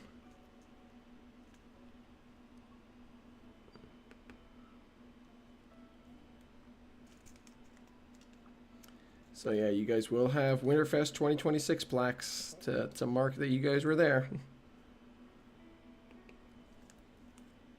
My registration says 2 singles and 3 W's. Okay, cool. So I did mark that I'm bringing my orchard module. Cool. I could not recall. Oh yeah, I forgot. I forgot that you have the what's it called? Access to the registration, because you're kind of like on the team. So that makes sense. Whatever. In any case, I still do plan on shooting Jeff a message just to confirm, hey, just making sure that, I put it on the registration, but I want to make sure it's all good. that these are the modules I'm bringing, and can't wait to get up there and get my modules into the layout and get them running. Which actually, shoot, that also means I need to figure out what happened with the wiring on my modules.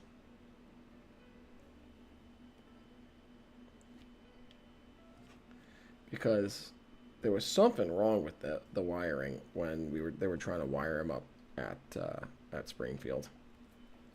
There was something wrong, so you're the right hand man for the whole deal, basically. Yep, that's right. That's why you're so freaking out. Where did that other... There it is. Dude, finding these freaking little metal reflective things in the light is so hard.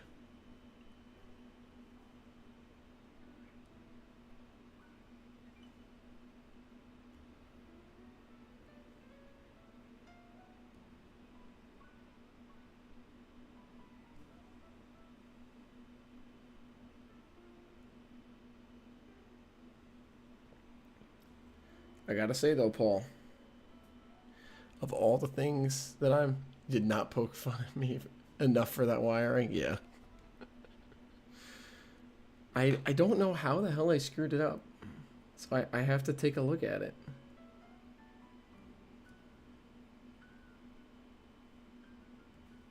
Because I was like so confident that I wired it up right.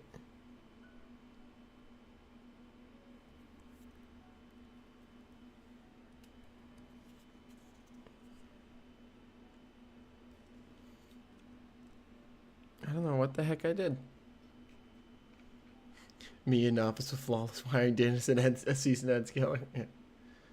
Weakening and herp of vehicles can't expensive, so are pressier figures. Oh, absolutely. Dude. Ancillaries for the hobby? So expensive.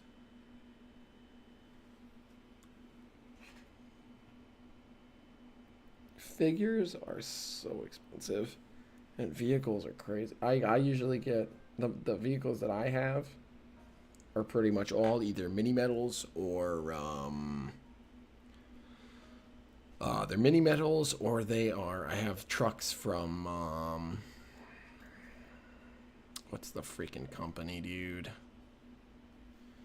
Railworks, because again, North American modeling. But dude, they're so expensive. It's so hard to justify buying them, but I need them so bad. You pay the German tax for pressier figures, so yeah. Or for the Viking and Herpa models. Is that what you're talking about?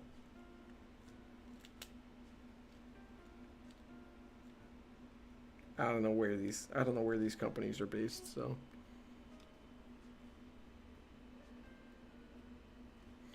1, 2, 3, 4. So I'll need 3 more after this is done.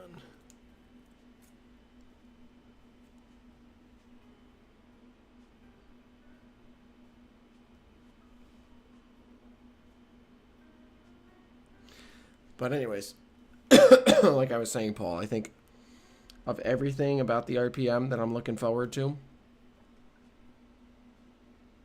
I think the thing that I'm most excited for is being able to put one of your SD40-2s right next to my SD40-2. So we can have the kind of full circle moment.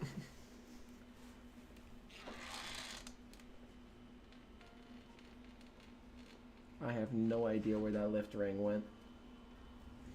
So hopefully there's enough extras in here, which I think there are. Oh yeah, there are.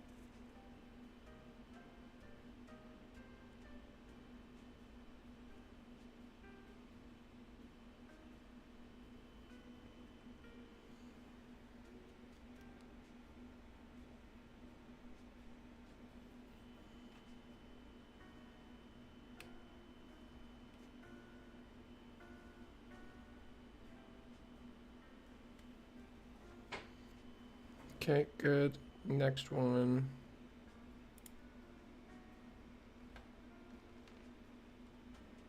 Where did it go?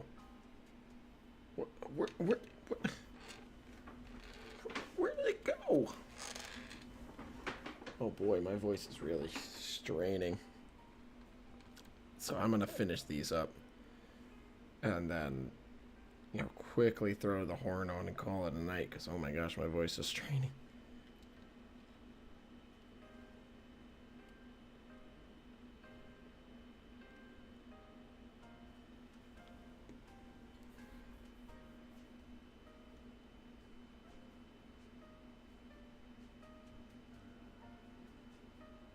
There we go.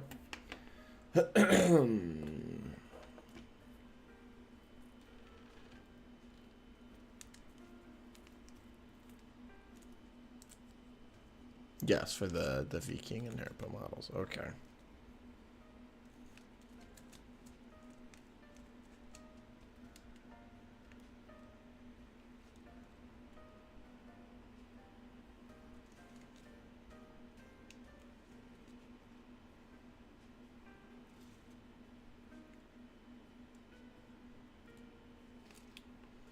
Two.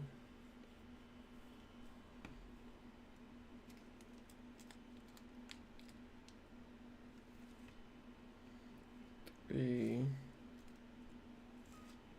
Four. Hopefully, that'll be the end. Yeah, the 40-2 side by side is going to be so cool. I'm so excited for that. I'm so glad that it's hard to believe that it's been like almost a year since that conversation happened, because that was like, I think, April or March or April or May or somewhere in there that we had that discussion.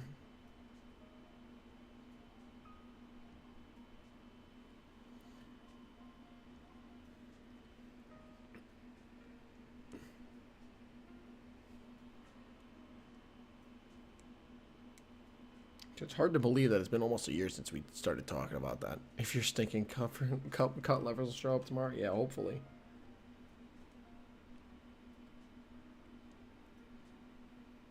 You have trains that, from every country that has trains? Yeah, pretty much. Me too. I am, in the truest sense, a fan of trains.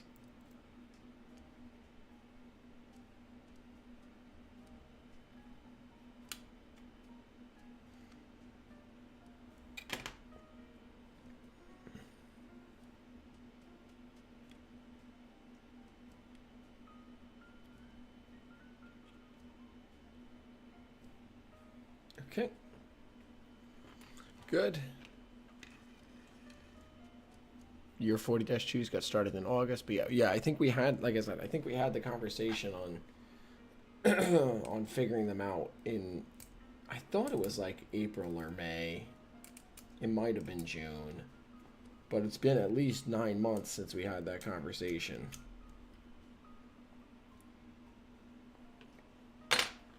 Which then started me down the road of figuring out what, because you had talked about what were some spotting features for them that could be translated to an HO model, and then that was what got me figuring out the CNW related story, and then it all kind of snowballed from there.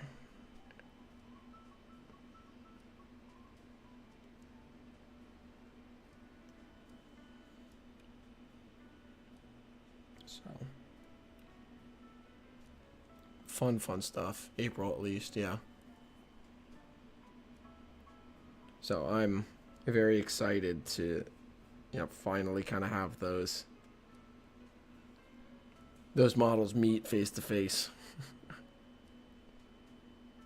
so to speak.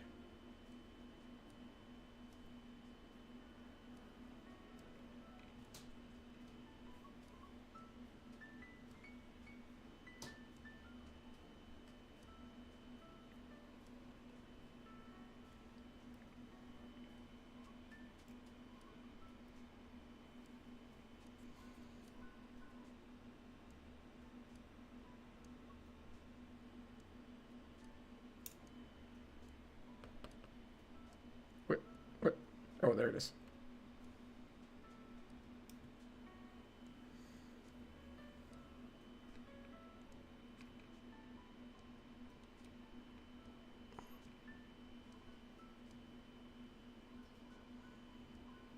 Dang it. Get back here. There we go. Billy's heading to bed, Billy. So good to see you, hear from you tonight. Have a good night, my friend.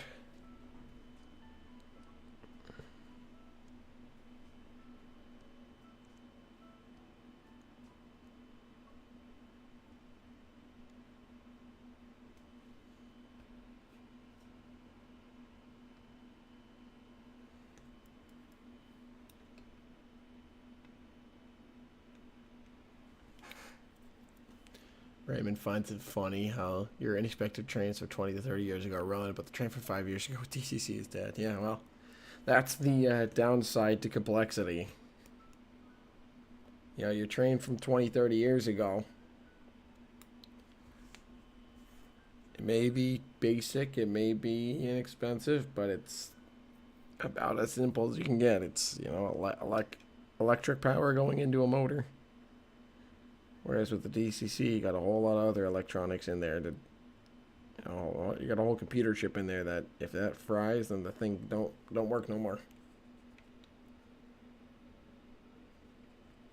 Nope, you're supposed to stay in there. Nope, you're stupid lift ring.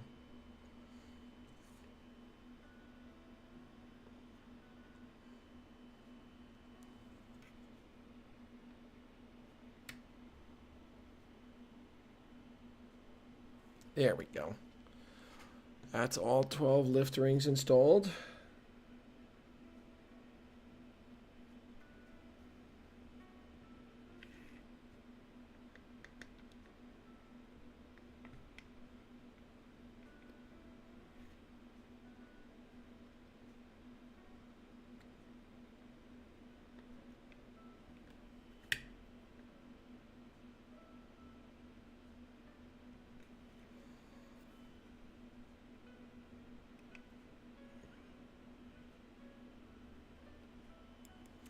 There we go. All right, let's quickly figure out the diameter on this. Well, let me actually make sure that the parts bag is sealed up.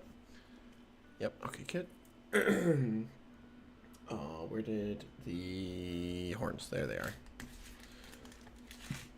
Let's do a quick measurement and see what the diameter of these horns are.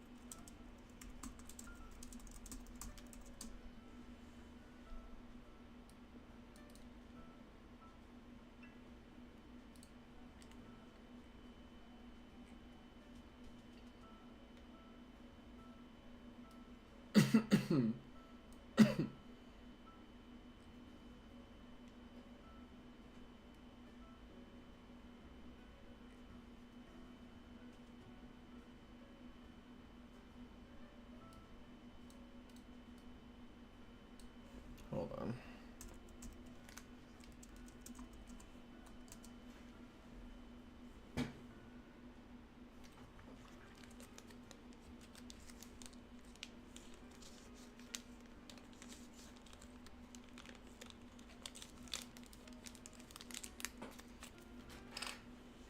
This is not right. What the heck?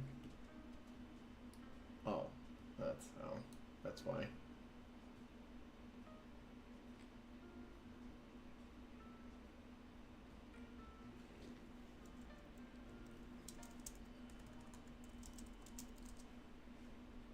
There we go. Okay. Yeah. All right. I think that's gonna go up to a 0.8. Actually, 1, 2, 3, 4, 5, 6, 7. I'm gonna go up to a 0.8 because These seem to be a little bit bigger than a 0.7. If I can just figure out where, there it is. The 0.7 away. Take out the 0.8. Now the question is, do I want this centered on the cab? Or do I want it offset to the side? What do other Jeep 9Rs have? I know I keep going back to the Jeep 9Rs from the... Oh shoot, I'm just realizing, eventually, I really ought to put AC on the cab roof here.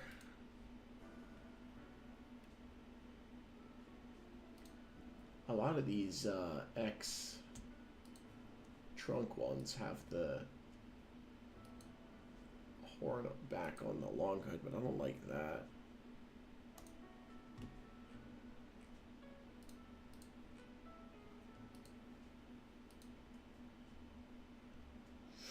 I think we're going to center it on the cab. I think we're going to put it right about here.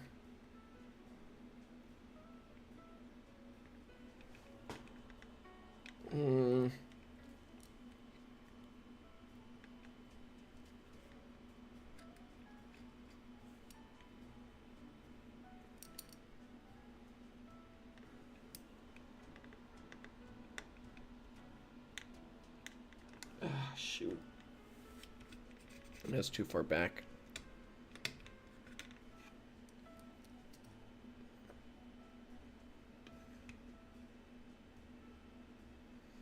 Let's put it there. And let me quickly fill that hole with some putty.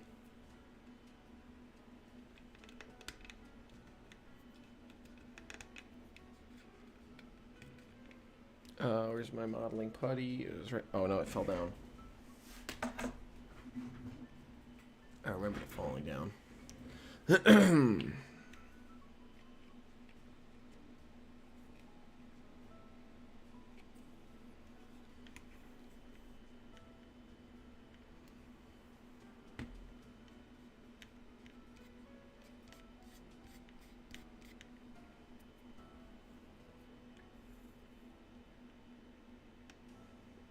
I'm also going to do that so I can infill these other holes a little better. Oh, I'm working way off camera. Jeez, folks. You got to yell at me.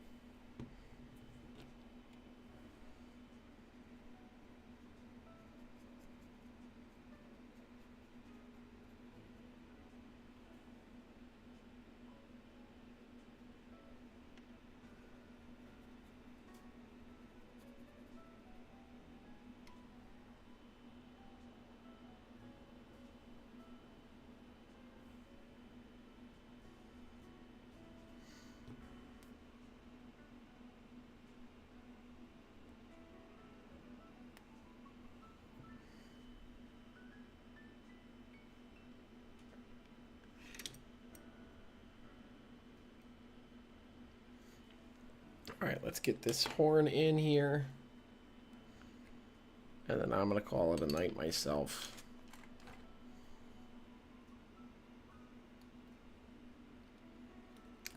This horn print is so nice. This horn is from Gotham Rail and Marine.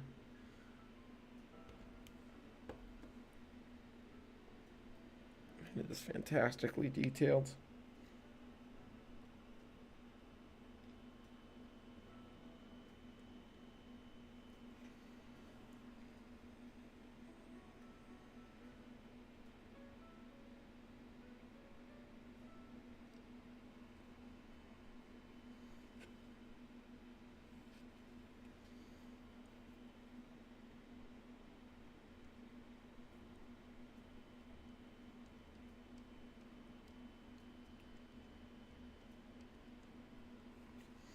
And there we have the RSL 3LR mounted to the hood, the roof of the cabin. Yeah, I think that's about right, location-wise. Yeah, that's good. Sweet. So this is now officially, as far as I can think, paint ready. I've got all the rivets on. I've got all the lift rings on. I've got everything that's gonna be painted this, with the body on. Things like the MU cables and the stuff like that. Did I change my setup a little? Things look a little bit different. Well, my camera was kind of aimed way up because I was working way back here. Good to see you, by the way, Kyle. Unfortunately, you're here right at the very end as I'm wrapping up my stream. I was supposed to have a shorter stream tonight, but yeah, that didn't happen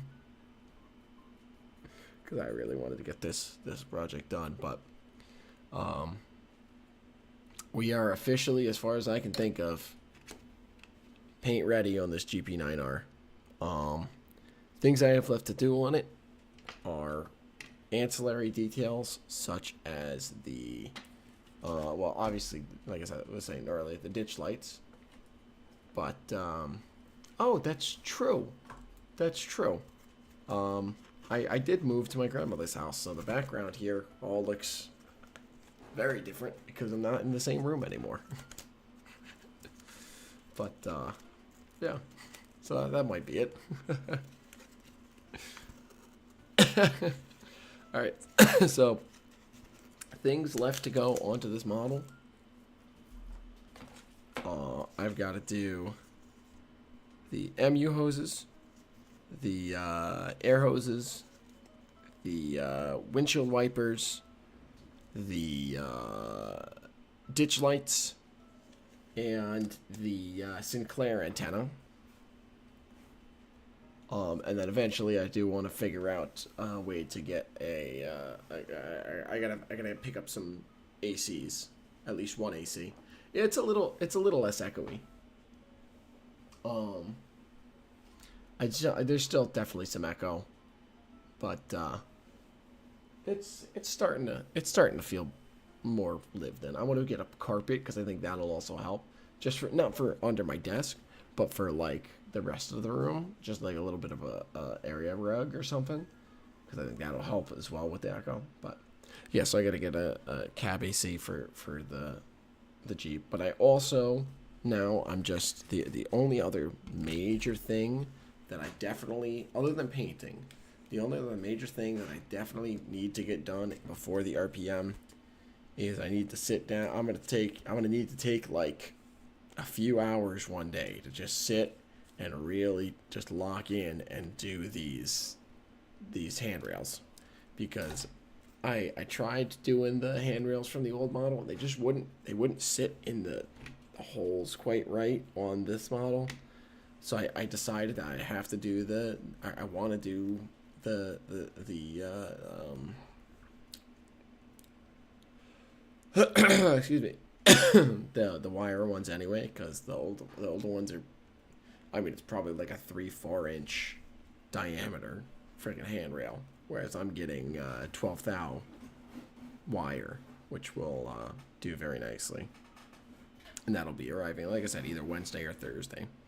So at some point this weekend I'm gonna be sitting down and just cranking away for a few hours on these handrails.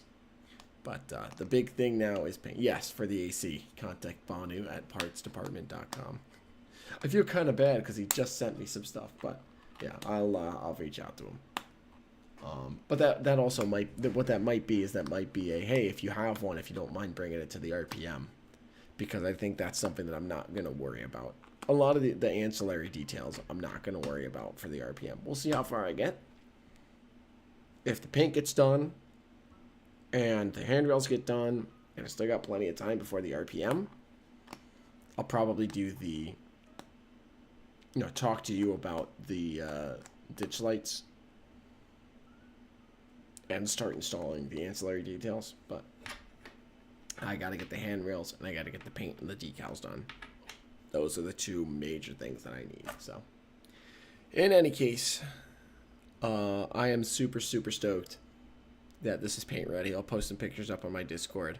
Thank you guys all so much for tuning in tonight. It's a ton of fun as always to have you guys on chatting. I'm sorry if I was a little quieter than normal. I'm gonna have to set a whole bunch of settings different next week because hopefully my voice will be back by next week. But I'm super stoked for where I'm at. So thank you guys so much for tuning in.